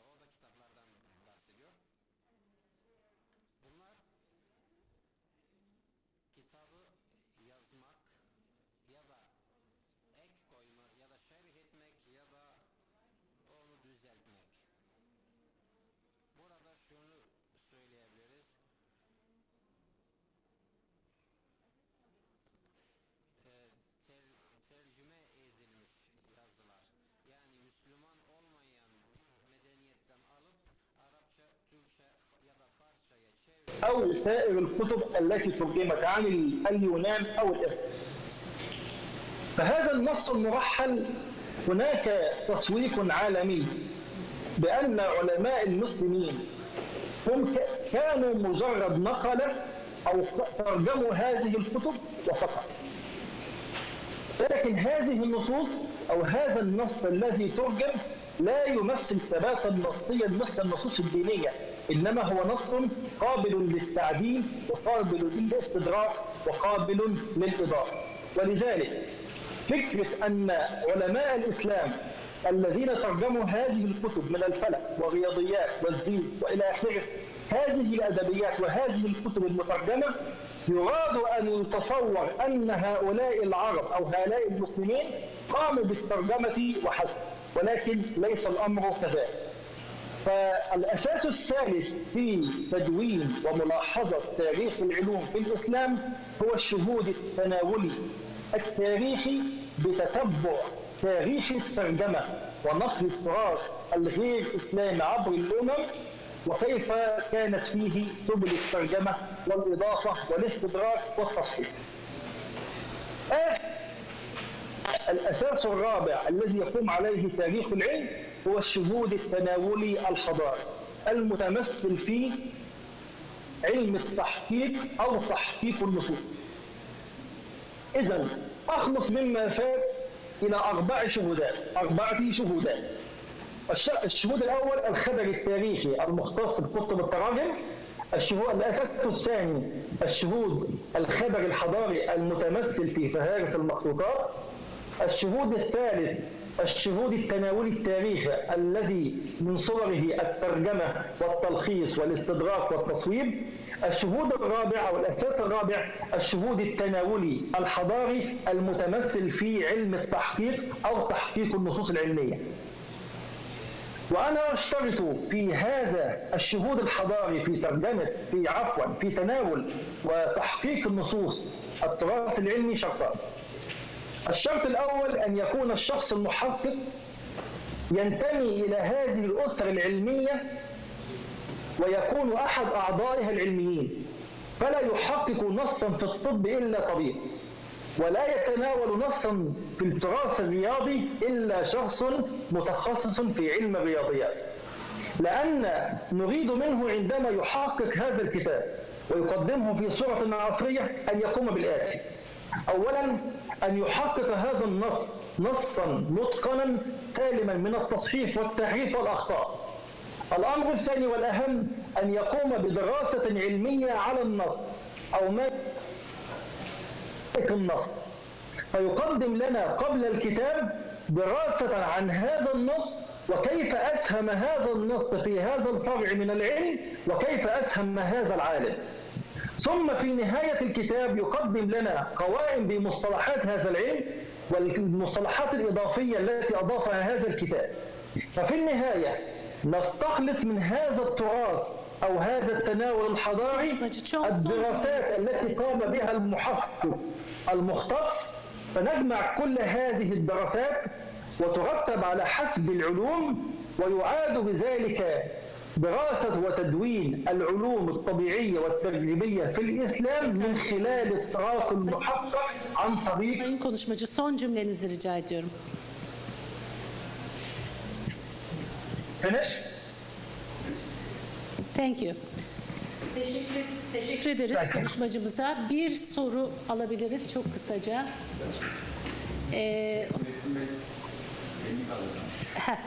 Ekmelettin hocamızın bir sorusu var. Buyurun hocam.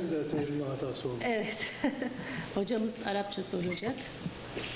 أستاذ يعني استمتعنا بحديثكم. أشكرك شكرا جزيلا. هل اطلعتم على تاريخ الأدبيات العلمية العثمانية في 18 مجلد؟ لا لم أطلع عليه.